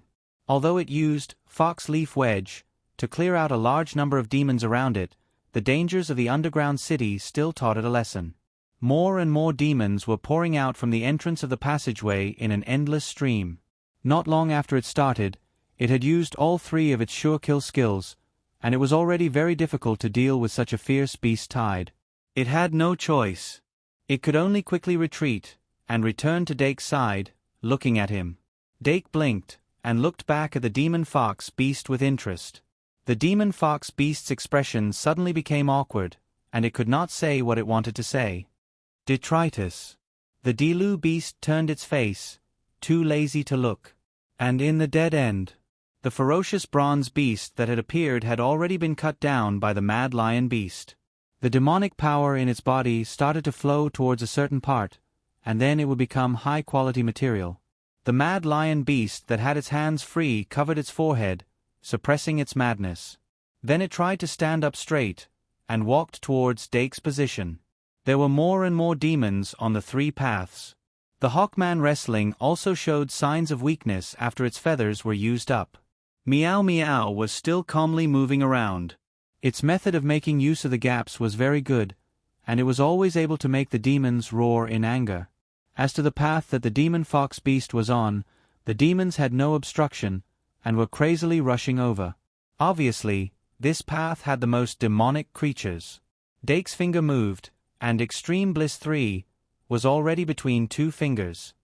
Demon Fox Beast, evolve. The demon fox beast's attention was instantly focused, greedily absorbing the presence of extreme bliss. A flower-like blush appeared on its face, and its two fox ears quickly trembled. When the extreme bliss emblem appeared on its forehead, its body gradually turned into light. Demon fox, nine-tailed fox. The nine-tailed demon fox stepped on blue flames, and its figure appeared in the pink mist. Dake skillfully held its head, but its wet tongue still licked his cheek. After evolving, the nine-tailed fox was very clingy. But at this time, when it was fighting, it only licked a few times, then turned around and looked at the demons with anger.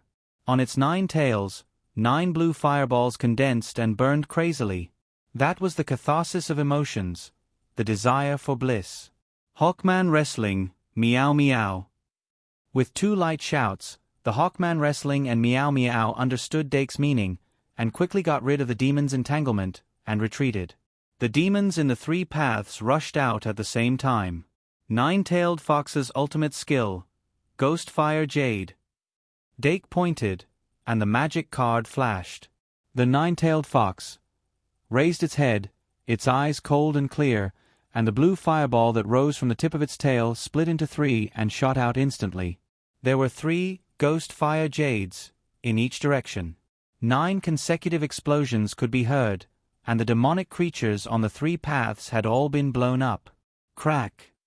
At the end of the path, there was a crisp sound. A bronze door appeared from the wall, and slowly opened.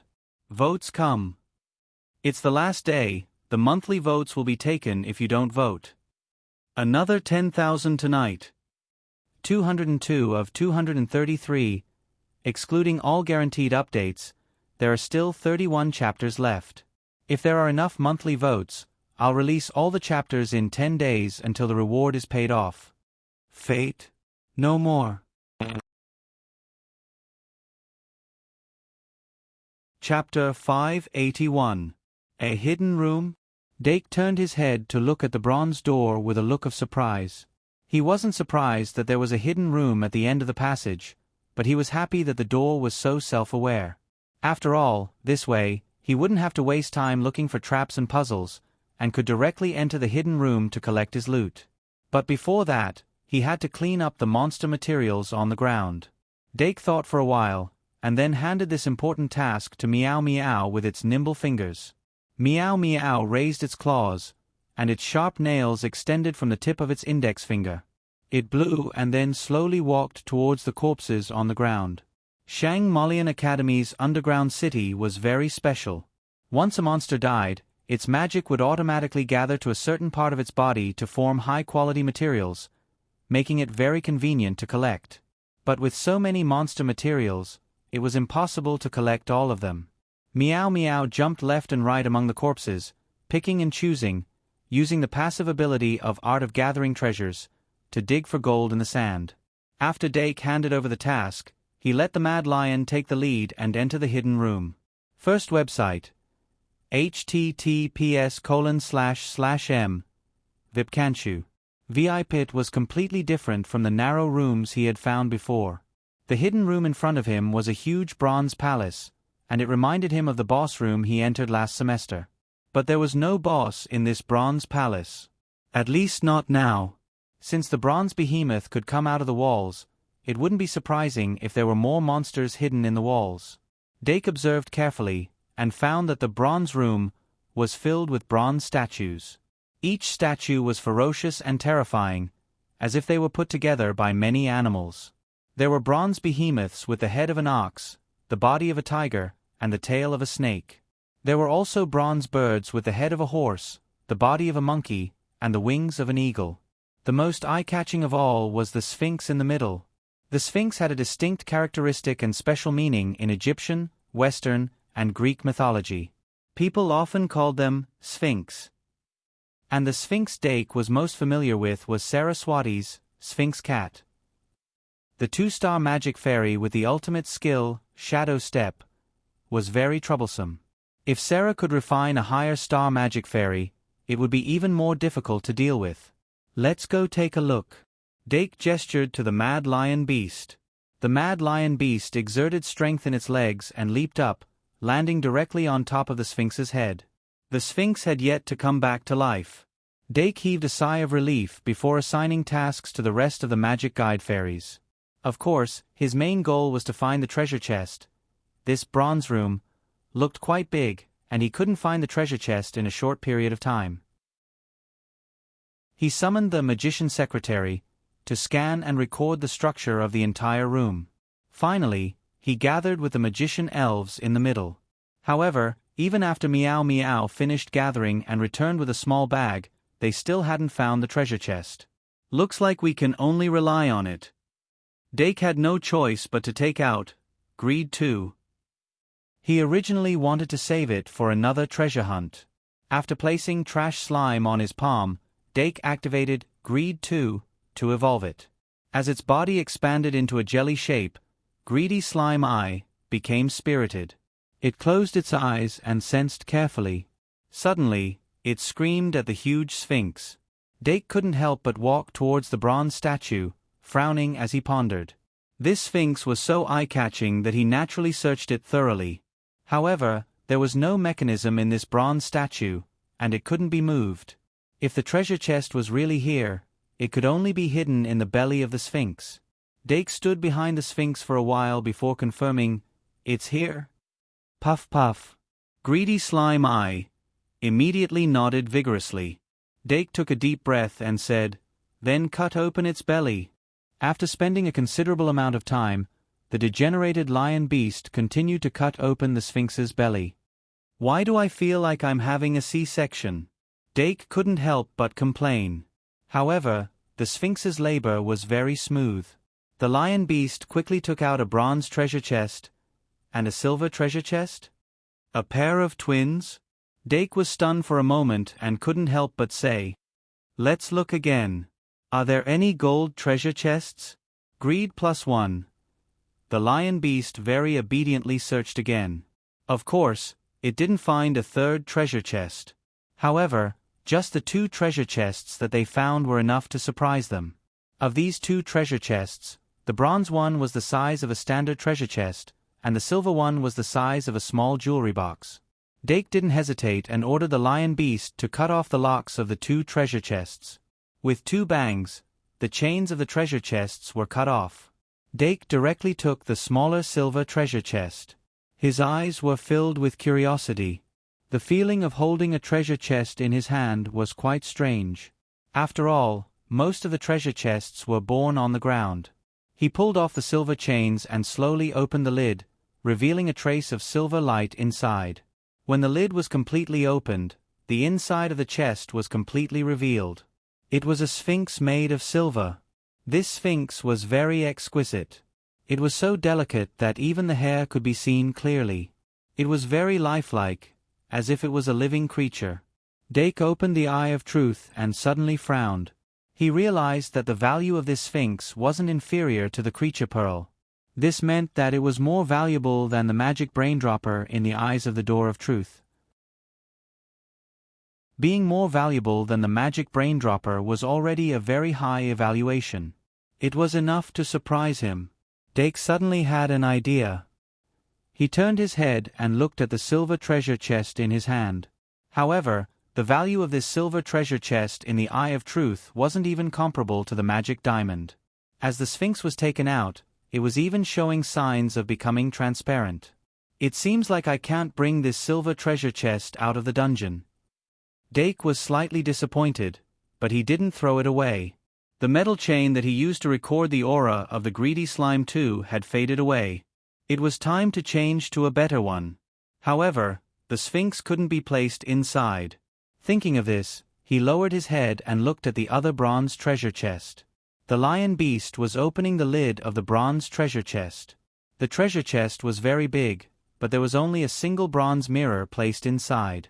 This bronze mirror was a traditional round shape. There were complicated and beautiful patterns on the edges, but there were traces of rust. It was obvious that it had been around for a long time. Dake didn't mind having too many things of unknown origin. He opened the Eye of Truth again. Under the golden light, his face was reflected in the bronze mirror. Is it a value between the catgrass and the magic braindropper? Surprises were always present. After putting away the two treasures, Dake let the greedy slime I continue to search for treasures. However, there was nothing else in the bronze room that could be taken. He clapped his hands and prepared to rest for a while. At this time, Meow Meow walked over and took out a round ball from the bag. "What's this?" Dake asked. "Meow." Meow Meow pointed at the bronze beast at the door. Dake immediately understood. I almost forgot that it left something behind. He took the round ball and played with it in his palm. Suddenly, he was startled. This thing, could it be the bronze beast's eyeball? Meow Meow opened its eyes slightly and grinned. Dake shivered and got used to it. "Then let's call it the bronze eyeball. Let me see." The bronze beast's eyeball gathered the essence of the bronze beast. Its value was between that of the worm tree and the catgrass. However, this was from the perspective of the Gate of Truth. From Dake's perspective, its value was even higher. Because this thing was clearly a treasure similar to the mechanical core. It could be used as the core of a golem. With this bronze eyeball, he didn't need to find another core when learning how to make a golem. "Good stuff, all good stuff," Doc murmured, beaming with joy. After resting for nearly 15 minutes in the bronze room, Dake went on his way again. He wasn't in a hurry to search for treasures. Instead, he enjoyed the nighttime atmosphere of the underground city. At this time, only the Diru beast, the lion beast, the little fiend, and the spirit illusion bug were left. The group walked in the silent and cold maze. There was a rather special feeling of serenity. It was just that the nocturnal monsters that jumped out from time to time were a little annoying. However, they still steadily approached the stairs from the 4th to the 5th floor. After they left, Bobby and Simon carefully snuck into the bronze room. At first, the two of them wanted to help, but after discovering that the monsters weren't a threat to Dake, they went into hiding. Later, they waited until Dake led the team away before coming out. Of course, their goal this time was to pick up scraps. Although Dake Dimming seemed to have a special ability to find treasures, the value of an item was relative. Something that was completely useless to Dake might be given extra value in their hands. For example, those bronze statues that could be seen everywhere in the palace. "I need some time." Under Simon's strange gaze, Bobby took out a small knife and a bag. He excitedly scraped off some copper powder from each bronze statue. He mixed the copper powder together and put it into a small bag. He was in a good mood. If he had to say something, this should be the most valuable thing he had obtained after entering the underground city. Half an hour later, when Greed 3's cooldown was over, Dake still couldn't find the stairs to the 5th floor. He thought for a moment and used Greed 3 to evolve Trash Slime into Greed 2 again. He then used Greed Nature to search for the Holy Sword and treasure chest. However, this time, neither of them succeeded. As he went deeper into the underground city, the space on each floor became wider. Greed Nature of Greed 2 was clearly not enough to cover the entire floor. This was why Dake always searched for Holy Sword after traveling a certain distance. There were too many treasures hidden in the maze that no one had discovered. He only searched the area that he could find. After this failure, he didn't continue searching. Instead, he focused on finding the entrance to the 5th floor. The glowing moss in the cracks of the wall was already very dark. If it weren't for the spirit illusion bug, he would have had a hard time moving. Although the little demon was in the form of a bat, it didn't have radar sensors in its familiar form. It still relied on its eyes to see, but it had a certain degree of night vision. Similarly, the Diru beast and the lion beast also had night vision to a certain degree. So, wasn't Dake the only one who couldn't move? He scratched his head and continued forward. Along the way, there were endless monsters peeping in the dark. The lion beast was already tired after a long battle. He needed to go faster. After another hour, Dake started to feel irritated. However, not long after he thought he was completely lost, the stairs to the next floor appeared in front of him. There was a silver lining at the end of the tunnel. Life was always like this. Dake walked down the stairs and felt his way forward. 3 minutes later, he walked out of the tunnel and saw the living room on the 5th floor, which was also the safe zone. There were even fewer people in the 5th floor than on the 4th floor. There were only a few tents set up next to the magic marker, and they were all lit up. After hearing Dake's footsteps, only 2 students poked their heads out of the tents. They only took a glance and then shrank back. The magic marker on the 5th floor was a hippopotamus in the fountain. The hippopotamus statue stood up from the water and opened its mouth to the air. Its nose was staring at a huge colored ball used by circuses. It was quite comical. Dake tiptoed to the magic marker and collected it as usual. After that, he found an empty space for 5 people and sat down. Tonight, he was going to sleep here. Although he didn't have a tent or a sleeping bag, he had Zoo and Paradise. Unlike normal venue cards, Zoo and Paradise could last up to 24 hours and could be used again after being charged with magic. However, there weren't many buildings in Zoo. If it wasn't a cage, it was an open-air pool. He couldn't just lock himself in a cage, could he? Therefore, he only took out Paradise from the start. There were many buildings in Paradise for resting. To match the night atmosphere of the dungeon, Dake decided to open a haunted house here. After looking at the tents, Dake inhaled slightly and started infusing mana. With the activation of Paradise, the mana network of the website spread out from his feet.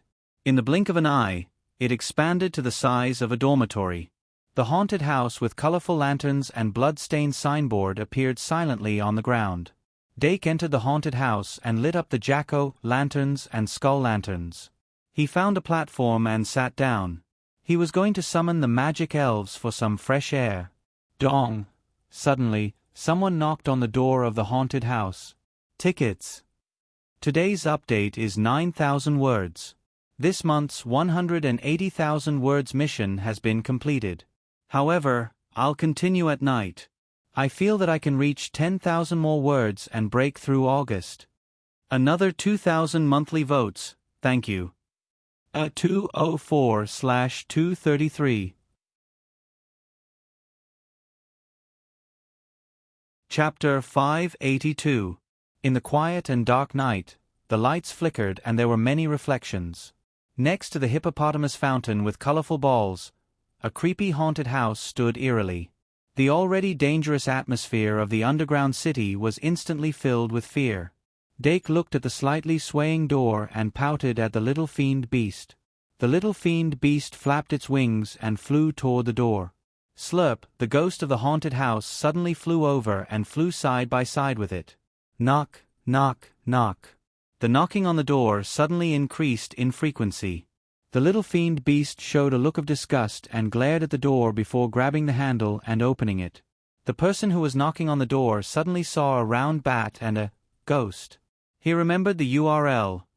Vipkanchu. VIP. He took a deep breath and forced a smile. He asked inside, "Excuse me, is this Dake Dimming?" "It's me," Dake replied. The person who knocked on the door was wearing the uniform of a third-year student. He was a brown-haired senior. "Can I come in?" the senior asked again. Dake smiled and said, "Of course." He got up and invited this very polite senior into the haunted house to sit down. The senior held a book in his hand and looked like he wanted to learn. After entering the house, he didn't look around and just sat down properly. He didn't have the arrogance of a first-year student at all. Dake had a good impression of him and asked, "What's wrong?" The senior introduced himself.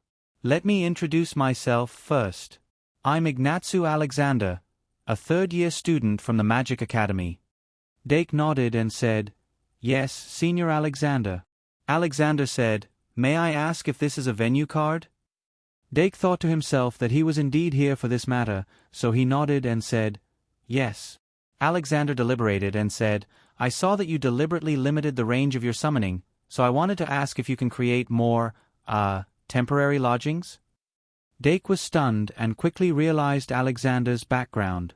He smiled and said, "Of course I can. And my venue card can last until dawn. If you need it." Alexander was overjoyed and immediately said, "Thank you so much." But are there any buildings outside the haunted house? Dake shrugged and said, Of course there are. How many of you are there? Alexander immediately said, I only have 3 people on my side, but I don't think the others will refuse. If you don't have any questions, I can go and ask. I don't have the experience of living in a house in the dungeon, so I think they will be curious. Dake smiled. No problem. Alexander immediately turned and walked out of the house. He had a good impression of Dake Diming's friendliness, but he could not figure out why someone would be willing to stay in a haunted house. Just as he was thinking about it, the white spirit in the haunted house flashed past him again, making him feel extremely uncomfortable. And on the 4th floor, Bobby and Simon gradually lost track of them after nightfall. After some consideration, they began to search for the entrance to the 5th floor. Under Simon's lead, they found the entrance to the staircase about 10 minutes later than Dake and quickly entered. But after passing through the long passageway, the two of them almost thought they had entered a hidden space. What entered his eyes was actually a series of unique buildings. After a short moment of suffocation, the two of them noticed more details. The ground was tidily paved with bricks, and there were straight street lamps on both sides of the road. The white light of the street lamps illuminated the entire safe zone, and the light yellow flowers that grew out of the cracks gave off a faint fragrance. Walking into the fragrance, one's whole body would feel extremely comfortable. This feeling had suddenly appeared in the academy one day, and it made many people's bodies a lot healthier. Simon's perception was very sharp, just like his lazy dog, and belonged to the very sensitive type. He immediately realized that some big shot had used an unbelievably high-level venue card in the safe zone, turning this place into a human paradise. With a trace of reverence for the powerful force, Simon led Bobby, who was also dumbfounded, into the theme park. Then, they actually heard other people's laughter at night in the underground city. Isn't this too lax? Bobby mumbled. Simon didn't reply. Looking at the rooms with lights on, he couldn't help but reach out to touch the walls. The magic reaction from the walls very clearly told him that they were the magical creations of the venue cards, but the walls were so real that there wasn't a single pattern on them. The only thing that made them feel illusory was that the walls were simply too clean. There was no dust, no dirt. This was a characteristic of most field cards, except for specific field cards. Too powerful. Simon couldn't help but mumble. He suddenly felt that today was really a meaningful day. Not only did he witness people finding treasure chests one after another, but he also saw such a miraculous venue card. Even the professors in the academy shouldn't be able to make a venue card of this level, right? Simon racked his brains with his limited knowledge and finally came to a conclusion. Suddenly, he saw someone pushing open the door of a room on the left and looking around. His heart skipped a beat, and he walked over. That person was also a third-year classmate and had a good relationship with him. Good evening, Harrison. You're here too? Isn't this Simon? Why are you only here now? Harrison's gaze swept past Simon's shoulder and saw Bobby behind him. Realization dawned on him. So you went to bring a newcomer? How was it? Did you find something different? Simon put on a smile and said mysteriously, You definitely can't imagine what I found. Why? Aren't you going to invite me in? Please come in. Harrison hurriedly opened the door and said, Of course. There was an unconcealable smugness in his words. After all, this should be the staff lounge room, which he had drawn with great difficulty. Simon walked into the room and found that the lights inside were brighter than outside. 2 other classmates were also inside, but they were studying a game of chess that he had never seen before. Apart from that, the room had everything, be it a table, a chair, a bed, or even a kettle. Finally, he couldn't help but complain, Harrison, this room of yours? Harrison laughed and said, I knew you wanted to ask this. This is the field card that the second-year Dimming unfolded. I can't believe that he has a magic card of this level in his second year. I really want to know what effect this field card will have in a battle. But it looks like he has never used it in a magic duel before. Could it be that he made it during the summer vacation? Let me tell you. Wait, Harrison. Simon hurriedly stopped the chatterbox from talking. He was shocked. Dake 2. Dake. Oh yes, Dake Dimming. Harrison said immediately. Why? Are you close to him? No, that. Simon was stunned for a moment and blurted out, Do you know what I found today? Let me see. Harrison pretended to be interested. He really couldn't believe that Simon could find something more exciting than this miracle. However, what Simon said next caused everyone's eyes to widen involuntarily. Simon deliberately mystified and said, I found someone who can accurately locate the location of the treasure chests. Just based on what I can confirm, there are at least 5 treasure chests. He has found more than 5 treasure chests since he entered the underground city in the afternoon. Do you know what this means? Harrison couldn't hold back his expression and said, This means that the underground city is completely open for him. Tell me, who is he? The 2 third-year students who were studying Chinese chess stood up at the same time. They were extremely shocked. Simon looked around and said in a low voice, I'll tell you, but you can't spread it around. It's most likely his secret. Tell me you. Harrison couldn't hold back anymore. Simon then said in a low voice, He's also Dake Dimming. Hiss. There was a strange sound that was suppressed in the room. Dake was still in the haunted house. Probably because he was the one who summoned the field card. No matter how scary the ghosts were, they gave him a sense of familiarity. After getting everyone's consent from Alexander, he opened up a part of the paradise in this safe zone and chose a house with a roof. Then, he let the seniors draw lots to choose the house. Because there was no controversy, the seniors quickly entered the house. Of course, there were some second-year students, but there weren't many. In short, he managed to increase the favorability of his seniors. When he returned to the haunted house, he had the magician secretary summon the rest of the magic elves. Then, he used this rare atmosphere to start a ghost story party. Of course, he was the main speaker. Telling stories in a haunted house filled with ghosts was really a great atmosphere. A few of the little cuties were so scared that they were trembling. They fought to burrow into his arms. Even Fairy Ibu used her ribbon antennae to tightly wrap around his arm. The corner of his mouth curled up, revealing a smug smile, and he started to tell another story. Once upon a time, there was a village. There were 3 kittens living in the village. The big one was called Ada, and the small one was called. That night, the night was dark and the wind was strong. The leaves were swaying, and someone suddenly knocked on the door of the 3 kittens' house.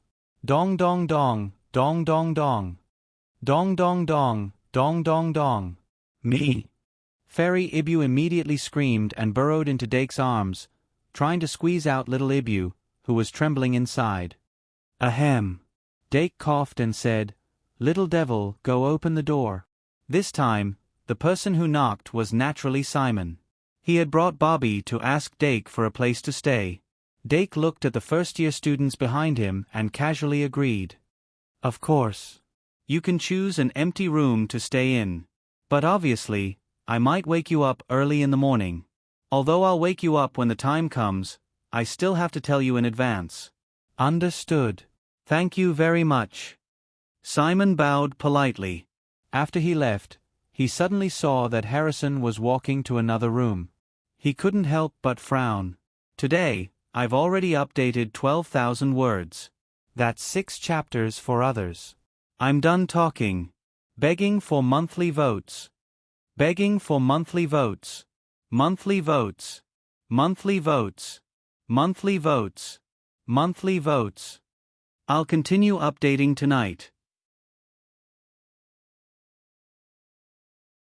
Chapter 583. Wait here for a while, I'll be back soon. Simon said to Bobby and quickly walked to Harris's room. Harris had already entered another room. When Simon walked to the door, he heard Harris whisper, I'm only telling you guys, don't spread it around. This is most likely his secret. Simon's face darkened, and he felt terrible. The first night of their adventure in the dungeon. The second-year students spent their time in different places. The second-year students who were accompanied by the guides usually had a comfortable life. After all, the guides were third-year students who had the dungeon storage box, so they wore tents and sleeping bags. As for the second-year students who didn't have a guide, they could only rely on themselves. Remember, https://m Vipkanchu. VIP of course, there were some who had a guide, but it was as good as not having one. After all, a guide like C. Keat was not as reliable as White himself. After the two partnered up, they were still wandering around the third level, unable to find the staircase to the fourth level. Why don't we go back? C. Keat looked at the nocturnal demons that were gradually surrounding them, and her feet trembled. No. Even if I die tonight, I'll die searching for the entrance to the fourth level. White gritted his teeth. As the son of a hero, he had his own pride, and he could not retreat at this time. Woof. Woof. The little magic dog's barking was even crazier than in the day. White's expression was very serious. For some reason, he felt like he was a third-year student, and C. Keat was a second-year student. It was a sleepless night. Perhaps it was because they were in the dungeon, but Dake was a light sleeper. At 5 o'clock in the morning, when the glowing moss woke up, Dake was already sitting outside the haunted house. He stretched his body slightly, then went to the hippopotamus fountain to fetch Chochio Sea Lion and let it get some water to wash up. Since he only brought a small towel, it was not convenient for him to wash up. However, if he stuck the trash slime on his face at the crucial moment, his face would be smooth and white again. Dake tapped the magic card lightly and stored the magic elves into the card one by one. Finally, he reached out his finger and touched the tentacle of the trash slime, and stored it away temporarily. He had an entire day to complete the exploration from the 5th floor to the 9th floor. Then, he would see if he could find the boss on the 10th floor. Since the room of a tier boss would have a treasure chest, he was quite confident in finding a tier boss. However, before he found it, he couldn't be sure if the boss's room had a special information blocking ability that interfered with greedy slime senses. As usual, Dark only left the little fiend beast, the Diru beast, and the lion beast by his side. He took out the hardtack and ate it with water. However, a senior sister who woke up earlier than him walked over without any warning. She smiled and extended an invitation. "Junior Dimming, may I have the honor of having breakfast with you?" Dake blinked and realized that this was the best time to get rid of the biscuit in his hand. However, he still took a bite of the biscuit and said reservedly, "No need, senior sister. I've already eaten." "Okay then." The senior sister flicked her hair regretfully. Then, she suddenly asked, "Which floor is your goal today?" Dake thought for a moment and said, "The 10th floor." The senior sister smiled and stood up. "I see. Then, I wish you a smooth journey." Dake smiled. "You too." After the senior sister turned around, Dake continued to eat the biscuit. The Dilu beast beside him looked at the senior sister's back and sneered. 15 minutes later, Dake packed up everything and was ready to set off. The glowing moss in the dungeon had been glowing since 5 a.m., so the third-year students had set a time. Only a few second-year students weren't used to this time.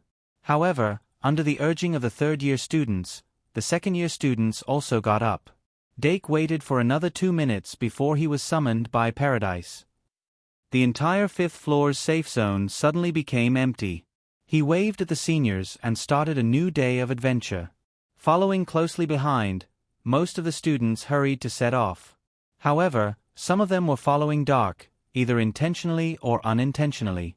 Simon and Bobby were in the middle of this group of people and had no choice but to summon their lazy dog. He didn't expect that in just one night, more than half of the people staying on the 5th floor knew about the story of Dake and the treasure chest. It wasn't that these people didn't believe it. They just wanted to witness it with their own eyes. Hence, this scene happened. Dake didn't know that the number of people following him had suddenly increased. He continued to explore the dungeon using his previous method. However, because the 5th floor was much bigger than the 4th floor, it was difficult to find treasure chests using treasure sniffing. He could only obtain them when he used greed. Even so, he maintained a speed of 1 treasure chest per hour. After an entire day, he harvested a treasure chest on the 5th floor. He harvested 2 treasure chests on the 6th floor. He harvested a treasure chest on the 7th floor. He harvested 2 treasure chests on the 8th floor. He harvested 2 treasure chests on the 9th floor. When he finally found the entrance to the 10th floor, it was already after 7 o'clock in the evening. He harvested a total of 8 treasure chests. Although the treasures from these 8 treasure chests were not much different from the treasures from the first 4 floors, 8 was 8. Quantity was justice.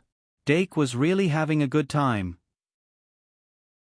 Simon and the others who followed behind him also had a good time looting the treasure chests.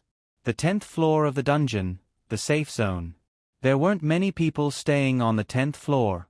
In fact, most people would stay on the 11th floor because almost every group had door key 1/1. Another key that was more popular was the door key 1.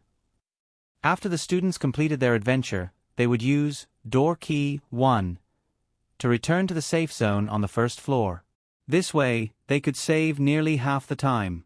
When Dake arrived at the 10th floor of the dungeon, there were only a few people there. He didn't plan to stay here for long. He only planned to have dinner, tally his gains, and continue on his journey. He would explore the 10th floor at night. Because he didn't have door key 1, he had a tight schedule and had to leave an entire day to return. Of course, if he could get his senior's door key 1, it would be a different story. Dake came to the magical marker on the 10th floor and completed his collection as usual. The magical marker on the 10th floor was a Medusa statue with a circle of red flowers around it. These flowers were called snake tongue. They were poisonous, but they were the core material of the petrification antidote. One of the second-year official missions was to collect snake tongue flowers. However, because the difficulty of collecting snake tongue flowers was very low, the academy had a lot of them, so the credit reward was very low. It was better than nothing. Dake just casually collected a few, preparing to use them to increase the mission completion rate. Then, he found a place to sit down, ate some biscuits, drank some water, and looked at the treasures that he had obtained today. There were a total of 8 treasures. According to the value of the Eye of Truth, they were soft silver or ring of strength, insect tree, flower of sleep, dagger of wind, cat grass, charm pearl, rhino horn, gravity boots, magic braindropper, dragon tooth sword. The first was the soft silver ore. Its biggest feature was that it was very soft, rich in magic, and had good magic conductivity. It was a good material for making mercury cores. The second was the ring of strength. As the name suggested, it could slightly increase one's strength after wearing it. Because it fit perfectly, Dake put it on after he got it.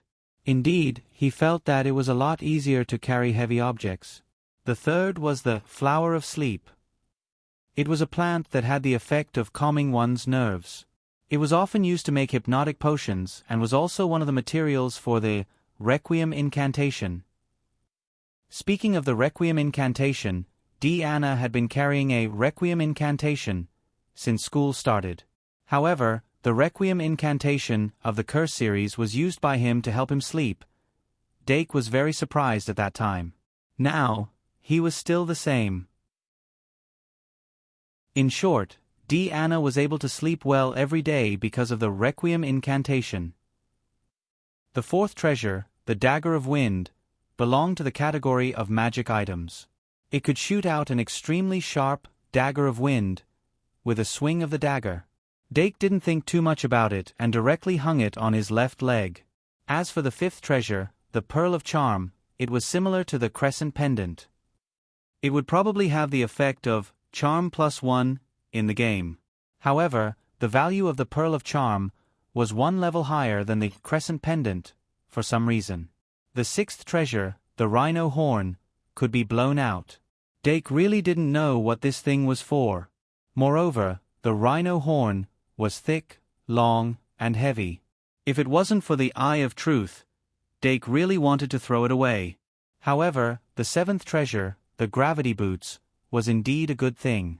As long as he put it on and infused it with magic, he could adjust the gravity of the Gravity Boots and achieve a perfect weight walk.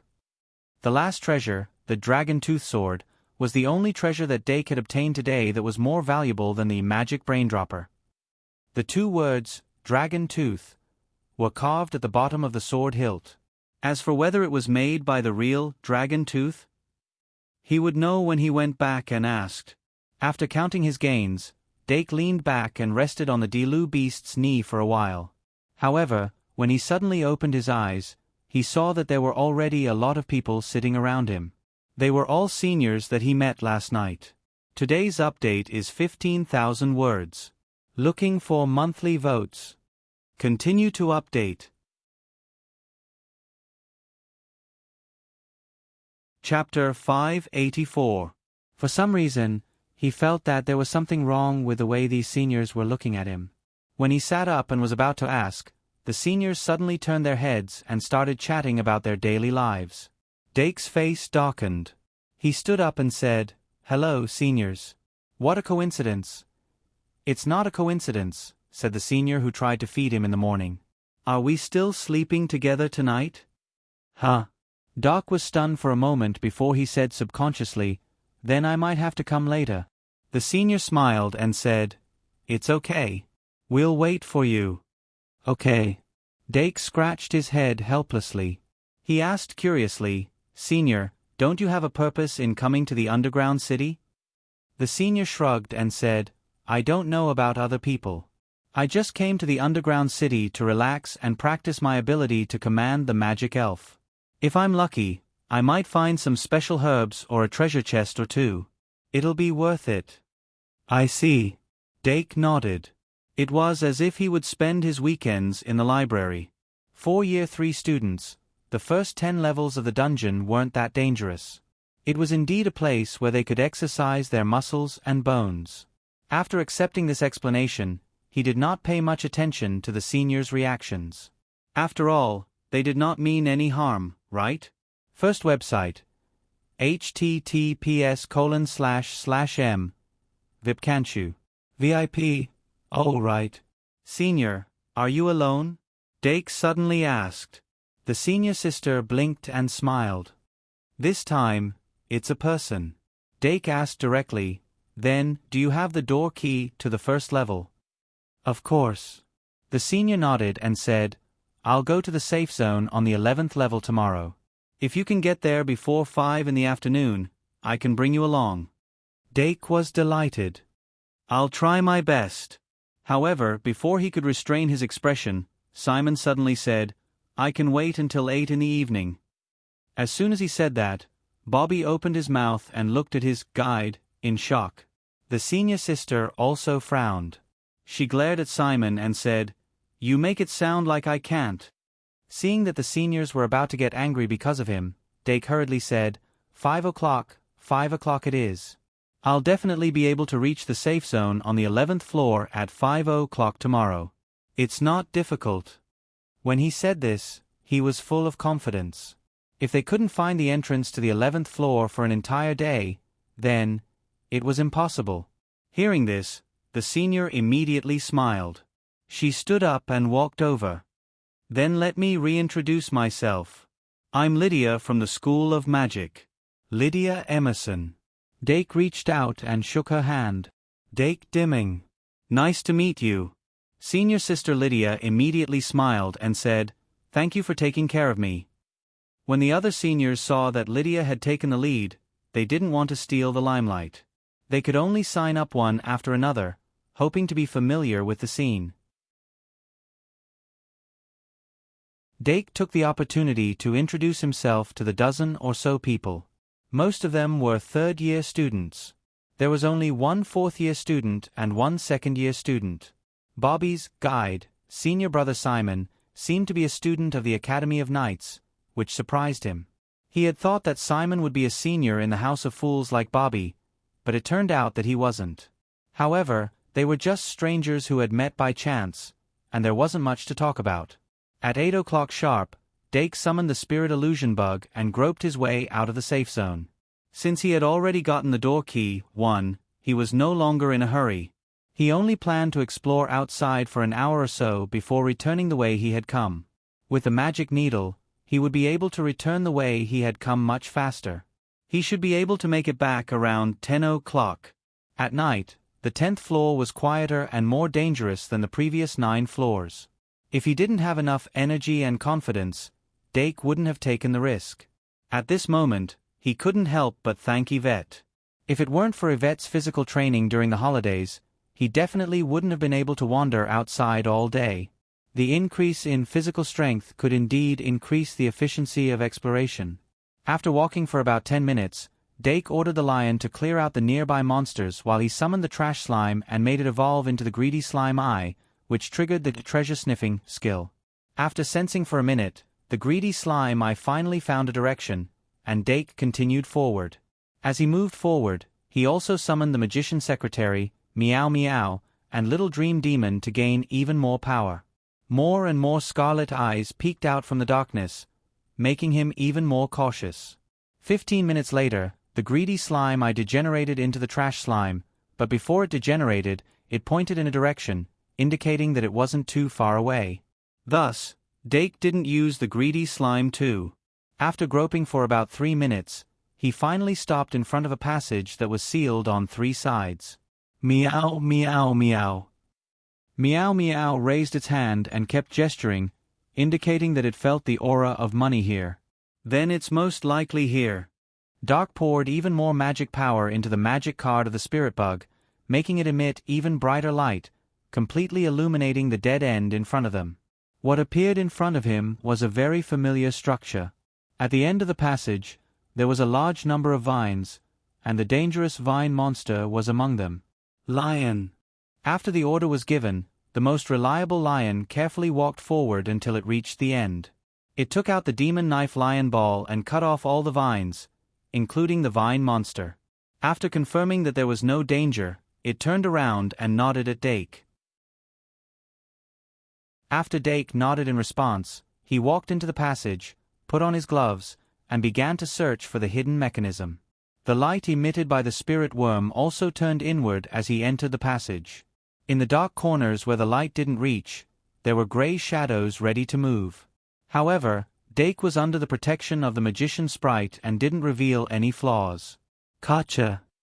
A brick on the wall suddenly loosened under the infusion of magic, and Dake instantly showed a look of joy.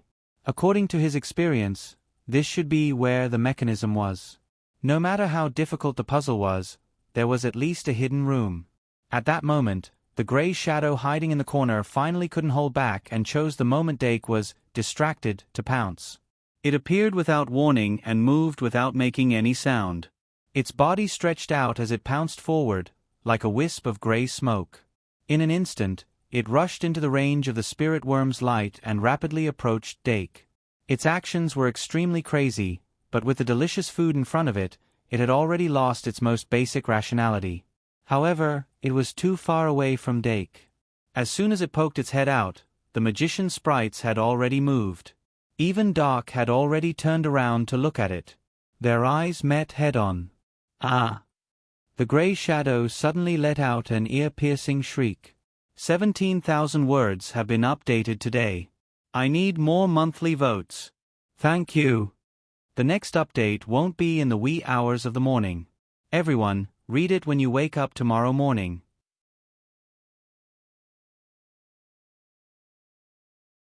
Chapter 585. Just by looking into each other's eyes. This caused the gray shadow's original madness and greed to turn into the current fear and panic. In the gray shadow's eyes, Dake had turned from a delicious meal to a bloody butcher's knife. It screamed with all its might, venting its fear. Then it suddenly turned around and tried to escape. But there was a giggle that came from the void. Little Dream Demon silently appeared behind him, reaching out with her small antennae to grab his scalp. Naturally, she was just a spirit that was like mist. So it's a soul sucker. Dake was a bit surprised, but his eyes were filled with curiosity. Soul suckers were a common demon in the underground city, but it was Dake's first time encountering one. He still clearly remembered the 2 soul suckers that Professor Nini had caught for a demonstration. One of them had exploded in anger, while the other had accidentally licked his things and exploded. Since then, he knew that he didn't need to be afraid of soul suckers. He remembered the URL. Vipkanchu. 6. He didn't think that there would be a soul sucker that dared to provoke him. I wonder what kind of materials a soul sucker would drop after it dies? Dake's eyes lit up, and his interest grew. "Bite me!" Little Dream Demon let out a joyful cry. She kneaded the monster into a ball as if she was kneading dough. Then, she grabbed the sides and pulled outwards, causing the 3 holes on the monster's face to twist and deform. Dake couldn't help but condemn its actions. "Look at how uncomfortable it is. Let's send it on its way." In theory, demons in the underground city only had the instincts of demons, but they didn't have intelligence. They weren't real life. Therefore, even the kindest of students would not feel any psychological pressure when hunting magical beasts. Little Dream Demon didn't want to, but it still gave the toy in its hands a quick death. Following the death of the Soul Eater, its gray mist-like body dissipated with the wind, leaving not even a trace of it behind. But when Dake showed a disappointed expression, Little Dream Demon reached out and grabbed something transparent. He. Dake couldn't help but look closer, but he found that the transparent thing was only the size of a loach. He didn't know what it was. Speaking of which, Professor Nini didn't say what materials a soul sucker would drop after it dies. Is it because normal people can't collect them? Dake thought as he reached out his finger to touch it. Then his finger went through it. It was clear that the transparent thing was also a spirit. He couldn't help but feel troubled. If it was a spirit, he didn't bring any special storage tools, such as the small bottle that Professor Ka-Zayer used to store the soul powder. If he didn't have that special tool, the spirit would have disappeared. In fact, the only reason he was able to capture it was because the Dream Demon was also a spirit-type magic guide fairy. "I can't let the soul sucker hold? Even if you keep holding on to it, you will. Demons, can you?" The Dream Demon nodded vigorously. Then, as if she was presenting a treasure, she slapped the transparent object into one of the red beads on her neck.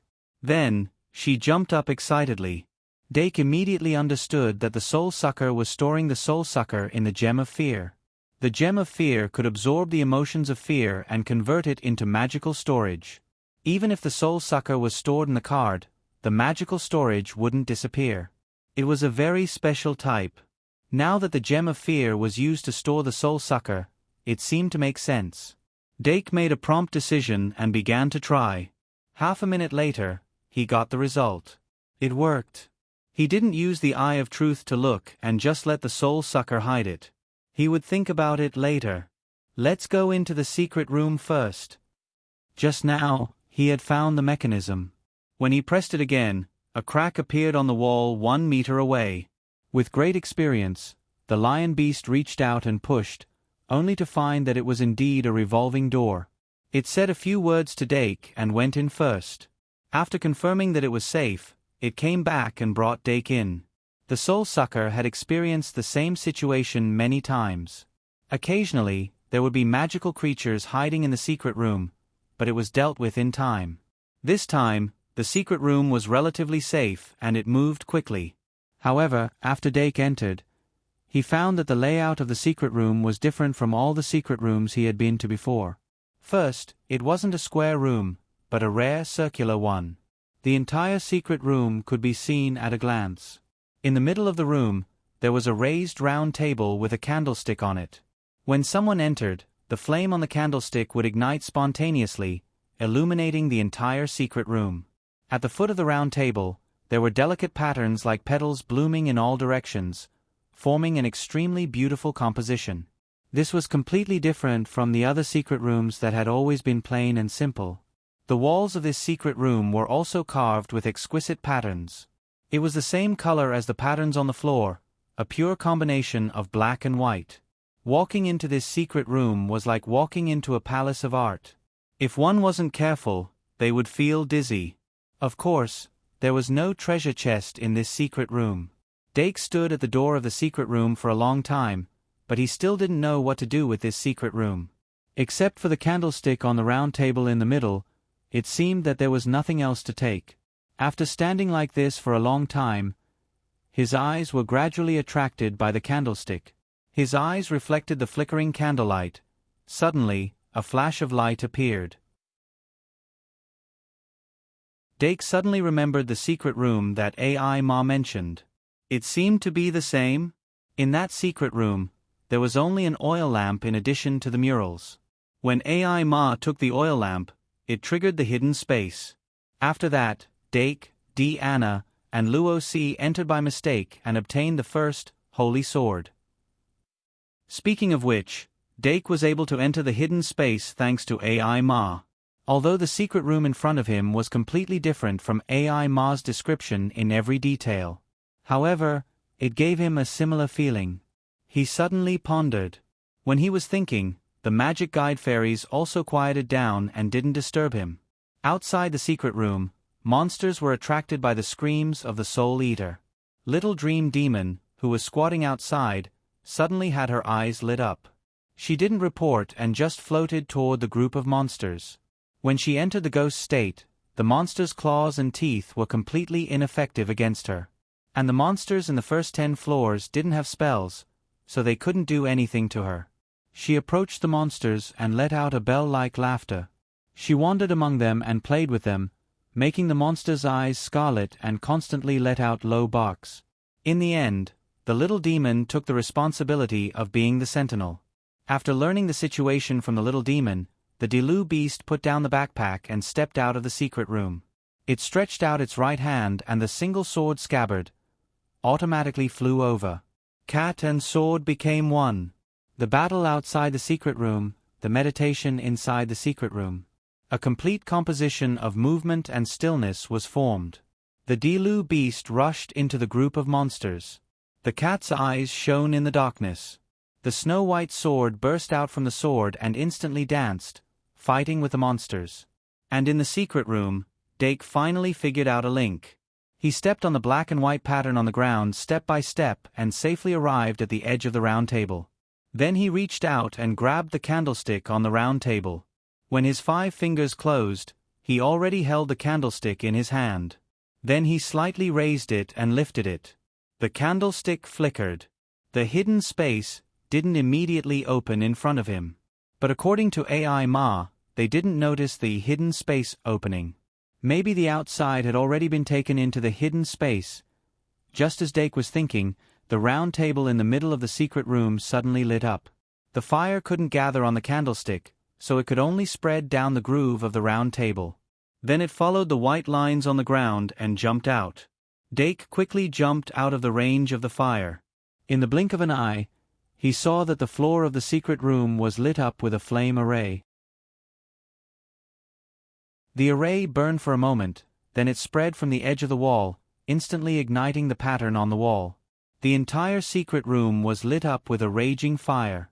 The crazily jumping flames were reflected in his eyes, making him fearful. The lion beast suddenly moved and blocked in front of Dake. Dake was still observing with rapt attention. The flames looked fierce, but there was no smoke at all. And there was no need to be afraid of a fire without smoke. He stood at a place where the flames couldn't reach, so he could see all the movements of the flames. This was a very rare opportunity. He quietly watched the flames continue to burn, wanting to see what it could burn. It can't keep going, this doesn't make sense. As soon as this thought came to his mind, the intensity of the flames suddenly increased. The tongues of fire that rose from the ground even licked through the ceiling. Then, the ceiling lit up with a fire array that corresponded to the floor, connecting them together from top to bottom. Boom! Suddenly, a voice came from above. The flame array on the ceiling burned through the ceiling, and a red light shot out from above. Then, a central line suddenly appeared, cutting the entire ceiling into 2 halves. When Dake came back to his senses, the ceiling of the secret room was suddenly opened. Dake suddenly raised his head, and an inverted world appeared in his vision. Countless inverted candlesticks were reflected in his eyes, and the flickering candle flames were neatly swaying. A hidden space. Although it wasn't a hidden space that reached the depths of the underground city, there was no doubt that it was an existence that surpassed the secret room. Lion Beast. No, wait, where's the little devil beast? Dake immediately called the Lion Beast, but then he thought that the little devil beast was more suitable, but he found that it wasn't by his side. It's outside dealing with the demons, the Lion Beast calmly said. Is that so? Dake turned around and found that the Delu beast wasn't by his side, so he simply pushed open the door and looked at the situation outside. He saw that among the corpses of the demons, the Delu beast was proudly standing. Its snow-white fur was especially eye-catching in the dark environment. Little Devil Beast. After finding that there weren't many demons coming, Dake called the Little Devil Beast from the atmosphere group in. When the Little Devil Beast entered the secret room, its scalp went numb. Although the ceiling of the secret room was open, the flames were not extinguished. Although they didn't smoke, the temperature was still very high, making it hard for people to approach. But since it was called in by Dake, the Little Devil Beast already knew what it was about to face. Although it had a bitter expression, it still flapped its wings and flew over. "Let's see if the flames are real," Dake reminded it. The Little Devil Beast carefully used its wings to touch the flames, and then with a wah sound, it pulled back. However, there weren't any burn marks on its wings. It slowly opened its eyes and secretly glanced at its wings. It quickly said, "Conditioned reflex, conditioned reflex." There were no burn marks, so it couldn't be burned. Other than the temperature of the flames being higher than the surface of its body, everything else was just an illusion. The Little Devil Beast suddenly became bold. Without waiting for Dake's command, it suddenly flew into the flames, and then rushed into the ceiling of the secret room. In an instant, its body was hanging upside down, and it felt like it was upside down as it began to fall. Looking at the burning candlesticks below it, it quickly reversed its direction and flew down, finally breaking free from the shackles of gravity. Thanks to its ability to fly, it was able to adjust like a child who just learned how to swim.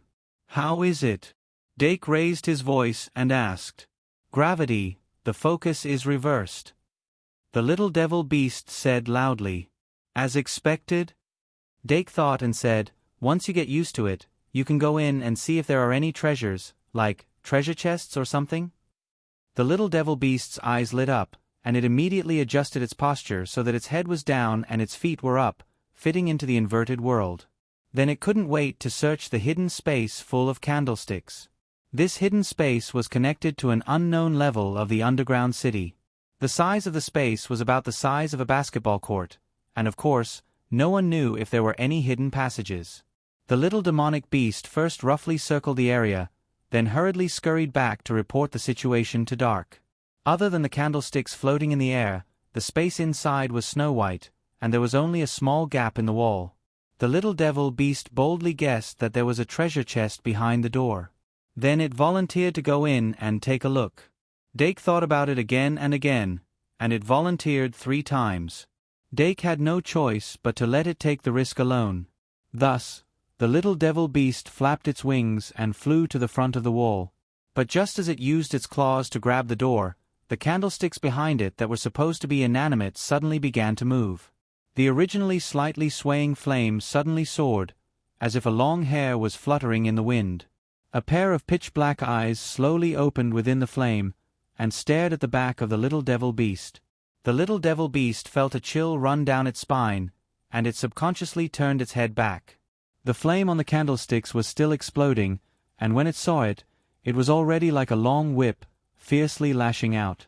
The little demonic beast immediately let out a shriek. In the nick of time, it erupted with unprecedented reaction speed and dodged the flaming whip with a wonderful posture. Then, it fled to the ceiling that was connected to the secret room in a panic. Chirp, chirp, chirp, chirp, chirp, deadly 13 chirps. Whoosh! Suddenly, there was the sound of wind exploding, and the silver-white dragon whelp suddenly passed through the interface that connected the 2 spaces. With just a turn, it adapted to the world where gravity was reversed, and then it flew past the extremely fierce Little Devil Beast, fiercely crashing into the candlesticks that were chasing after it. Bang! With a loud bang, the candlesticks were smashed apart by the blue-eyed dragon whelp, and the flame on the top of the candlesticks was on the verge of dying out. Meow! The blue-eyed dragon whelp proudly let out a long howl. The Little Devil Beast suddenly turned its head, and its face was full of shock. "You're a dragon!" But the blue-eyed dragon whelp didn't care about this. The Shang Malian Academy had a no-fly rule, and it was too big to hide, so it could only secretly fly 2 rounds at night. Now that it finally had this opportunity, why didn't it fly to its heart's content? It passed over the candlesticks, and the hurricane that it created almost extinguished the candlesticks. After 1 round, all the candlesticks were stimulated, and the flames rose sharply. Looking at the gradually chaotic scene in the hidden space, Dake couldn't help but cover its forehead, and let out a painful cry. The magic elf had its own intelligence, and had its own ideas. It could always cause some trouble when he was unprepared. Now that all the candlesticks in the hidden space had awakened, and according to the nature of this kind of demon, they most likely had something like a combination skill. His judgment was very accurate. The blue-eyed dragon whelp's natural dragon aura made these hundreds of candlesticks feel a great threat. As soon as they awakened, they moved closer to the first candlesticks that had awakened, and densely arranged themselves into a square. The candlesticks quickly merged with the candlesticks, and in the blink of an eye, it became an extremely huge flame. The blue-eyed dragon whelp also instantly felt that something was wrong, and hurriedly stopped beside the little devil beast, blinking its big eyes and looking at the huge candlesticks, with an innocent look that said, "This has nothing to do with me." The little devil beast couldn't help but droop its eyelids, and said, "This is the end." The blue-eyed dragon whelp, meow, the little devil beast, don't pretend to be a cat. Blue-eyed dragon whelp, light of spirit hole. Dake's command came in time. The blue-eyed dragon whelp spun in the air, and released the light of spirit hall. Holy white light erupted from its dragon wings, and quickly gathered on top of its head, condensing into a blazing ball of light like the sun. Snow-white feathers scattered from the sky. The sudden explosion of the ball of light caused the surrounding environment to rapidly change. The blue-eyed dragon whelp bathed in the brilliance, and it was so comfortable that it squinted its eyes. But what welcomed it was a flame whip that stretched out from the huge candlesticks. The flame whip formed the shape of a giant python, and it opened its huge mouth to swallow it. The blue-eyed dragon whelp's eyes flashed, and it instantly became serious. As a dragon species, it wasn't afraid of flames. It even faced the flame head-on, and rushed up.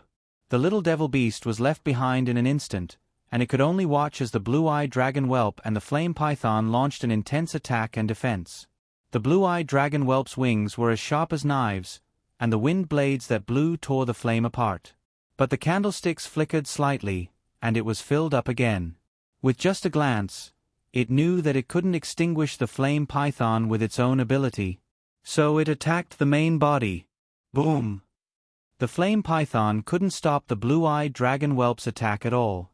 The outer candlesticks were cut into 2 by the dragon's wings, and the upper half of the burning candlesticks fell, melting into milky white wax on the ground.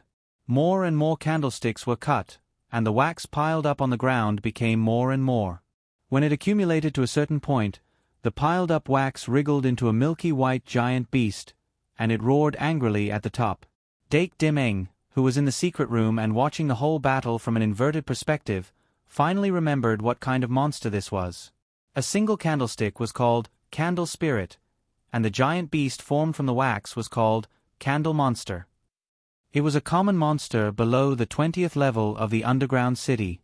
They were just small monsters that played the role of slime, but they could pose a fatal threat to people.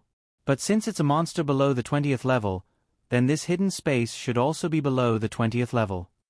If I can conquer it and get the treasure chest hidden in it. Slurp, Dake quickly pursed his lips. If he could get something more valuable than trash slime from the treasure chest, then he would really make a killing. The strength of a single candle spirit is about 3 stars, and hundreds of them together have the strength of 5 stars. The candle monster that is born also depends on the amount of wax, and its specific strength is between 4 stars and 6 stars. With the strength of the blue-eyed dragon whelp, it's enough to deal with it. Just like what Senior Lydia said, let the magic fairy move its body more, don't stay in the club classroom all day, eat and sleep, sleep and eat. Dake put his hands together and watched patiently. The biggest weakness of the blue-eyed dragon whelp was that it lacked enough attack means. It almost didn't have any killing moves that could be used in battle, and the only dragon's reverse scale would cause its mind to be confused. If it wanted to continuously win in battles of the same level, it needed to be proficient in battle skills and a brain that could adapt to the situation. For example, jumping over the flame python and directly attacking the candle spirit's body was a good choice. But the candle monster and the candle spirit were different. They had great resistance to physical attacks and were relatively more difficult to deal with. What will it do?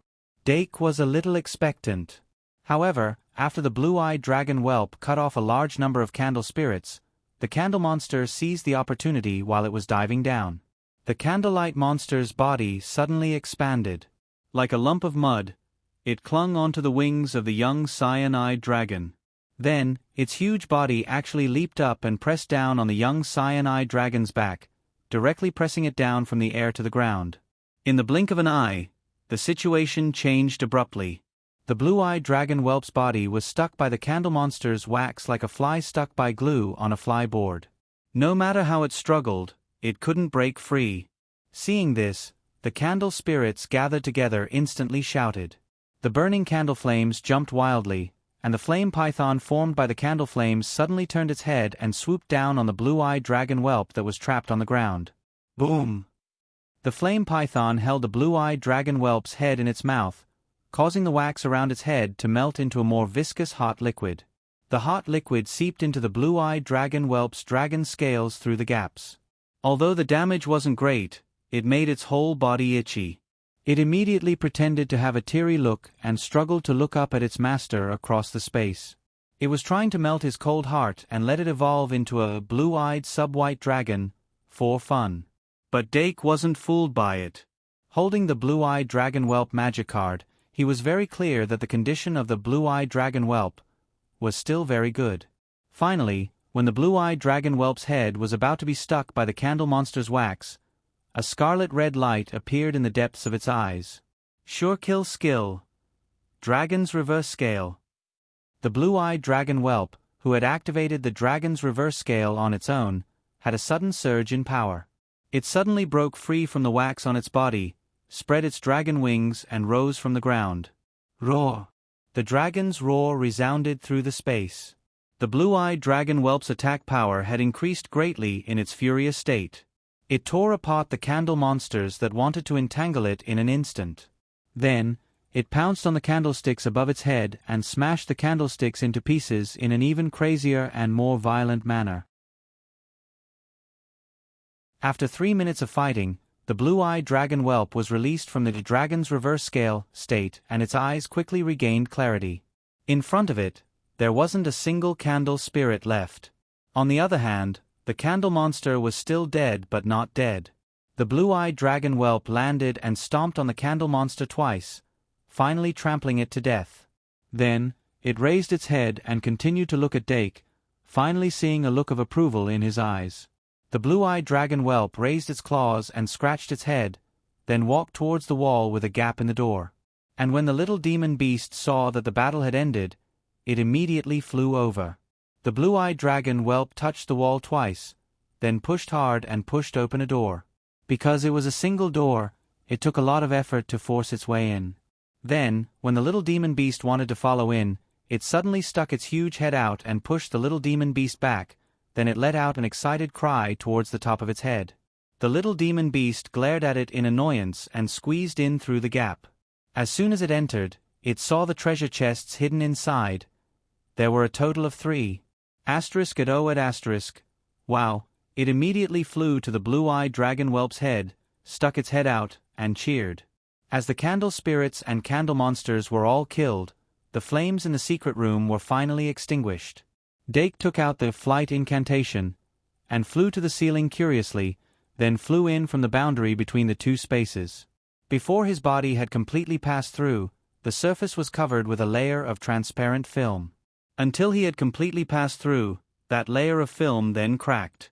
Then, the gravity was reversed, and he was pushed by the flight incantation and the acceleration of gravity, then he fell head first.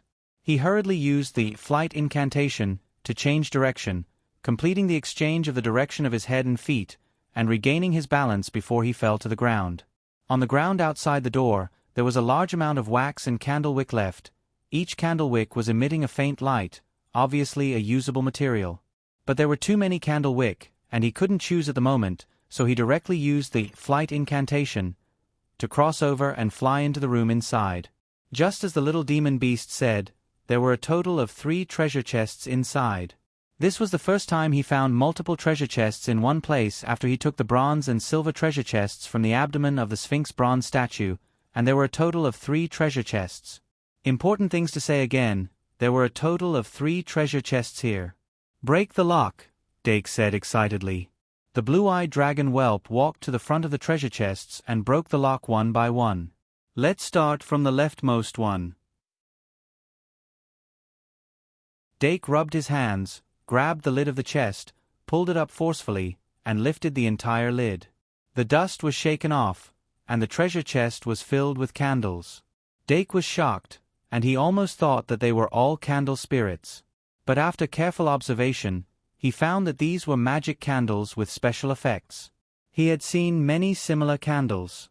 The old nobles who pursued the atmosphere liked to light up a magic candle with a concentration effect in their study room, and read ancient books in the faint yellow light. To be honest, it was indeed artistic. But the box of candles in front of him wasn't that effect, but the purple wick candle, with an illusion effect. After lighting the purple wick candle, people could see the illusion they wanted to see from the candle flame, which was very magical. Dake counted, there were a total of 12 thick and long purple wick candle, but it was slightly troublesome to take them away. Let's look at the rightmost chest. He calmed down, and turned to the right to open the treasure chest. There were also 12 magic candles in this chest, but they weren't the purple wick candle, but the pink wick candle, that could bring joy. As for its effect, anyone who knew would know. Dake stood up and looked at the last treasure chest. It can't be a candle too, right? He couldn't help but say. Although the purple wick candle and pink wick candle each had their uses, they were still considered luxury goods, and their raw materials were not precious, so only the 2 types of candles could be used. Thinking of this, Dake suddenly had an idea. Why don't I take the candles and take them away? Forget it, it's too troublesome. He shook his head, and then opened the treasure chest in the middle. The third treasure chest finally didn't contain candles. Dake stared at the treasure in the treasure chest, and he couldn't help but be pleasantly surprised. He saw that there was a magic book hidden in the treasure chest. The so-called magic book was a book used to record magic. Because the knowledge of magic was too vast, relatively famous magic would require an entire book to record. And some high-level magic books could help with learning, allowing mages to easily learn the magic recorded in the book.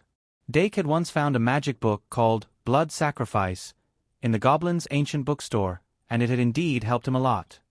I hope it's a magic that I can master.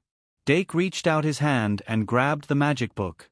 But before his fingers touched it, he suddenly became alert and called the little demon beast, "You do it." The little demon beast lowered its head to look at the book, and suddenly used the tip of its wings to touch it, and then immediately retracted. A red light flashed on the book, and the little demon beast's wings were already smoking. There really is a seal. Dake's eyes moved slightly, and he praised himself for being alert. But what should he do next? He thought for a moment, and then subconsciously touched the society card. The ice wizard beast, that evolved from the ancient beast, might know how to remove the magic seal. But he quickly realized that he couldn't summon the ancient beast. Then I can only do this. Dake thought for a moment, and then summoned the little dream demon from outside. The little dream demon floated around as soon as it entered the room, and Dake had to grab the back of its neck. He pointed at the magic book and said, "Can you use your superpower to move it?" The little dream demon's eyes lit up, and immediately used her superpower on the magic book. The magic book lightly shook, and then suddenly burst into flames. The little dream demon was shocked by the flames.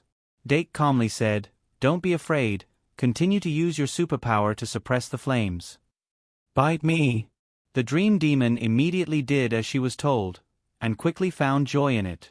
Her ultimate skill, telekinesis, allowed her to use her superpower to move objects, but to put it bluntly, it was just exerting force on the object.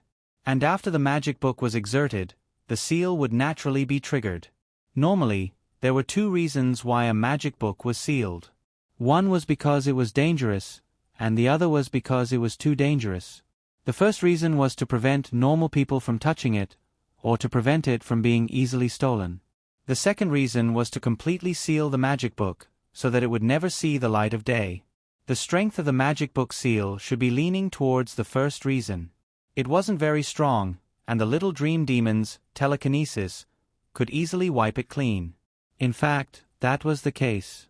After 10 minutes, the magic book was no longer on fire, and the dream demon easily lifted it up. Dake then reached out to take it.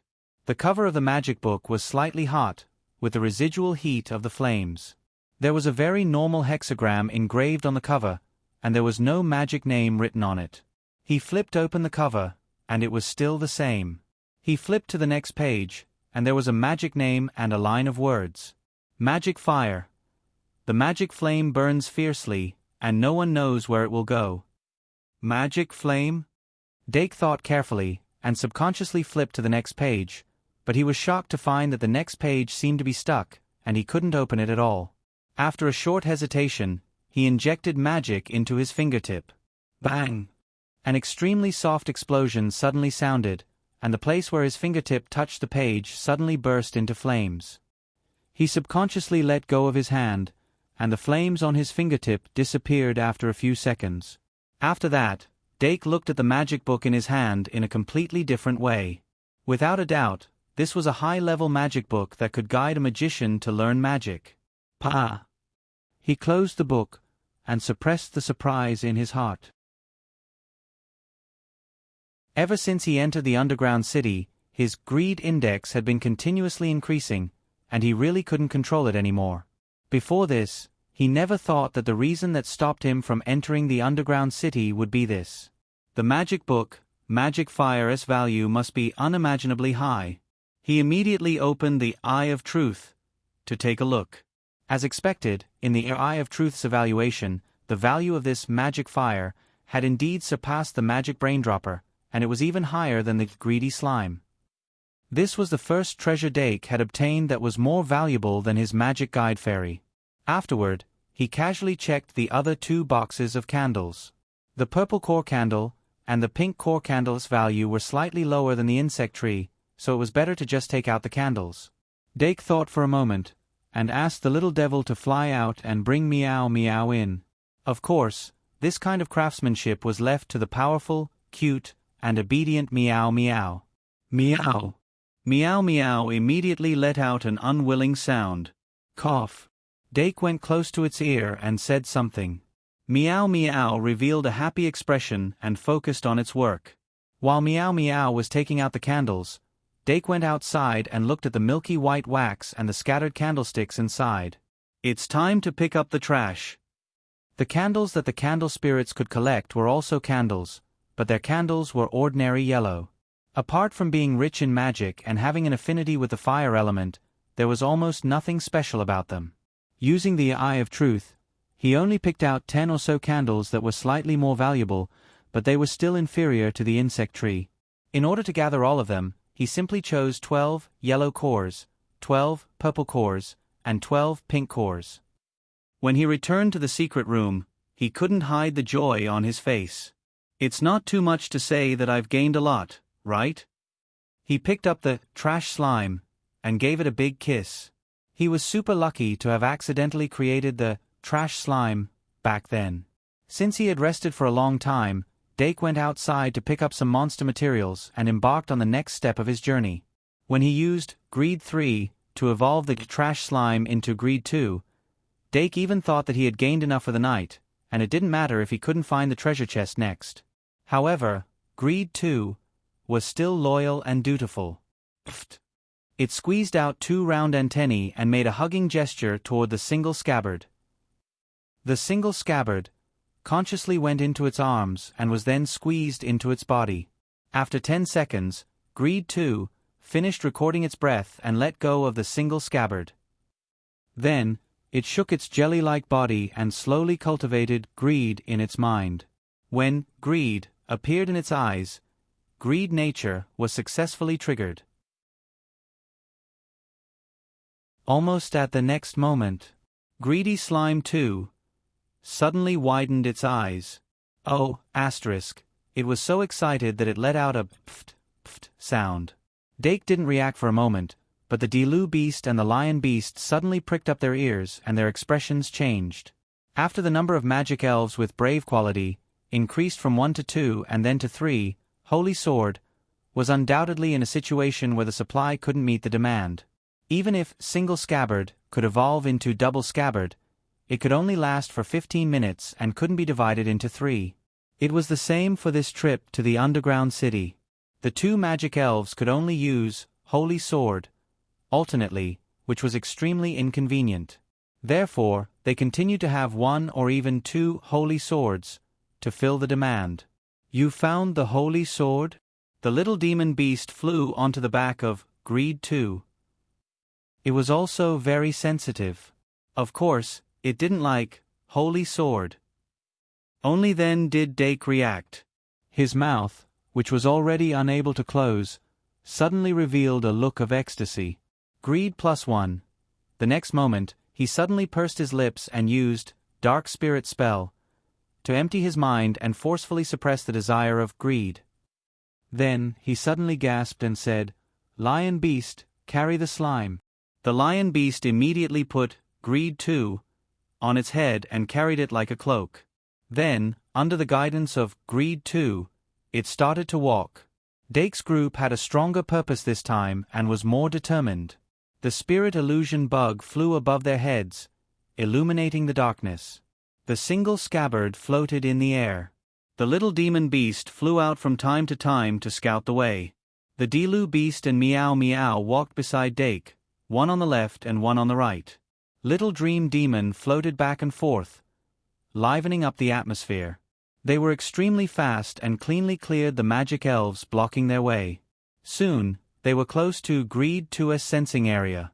10,000 words, which is the same as 5 chapters of other books. 210/233, guaranteed monthly votes, guaranteed blade. You're tuning in to the Narrate and Escape YouTube channel. Don't forget to subscribe and join us on this journey to catch the most captivating stories.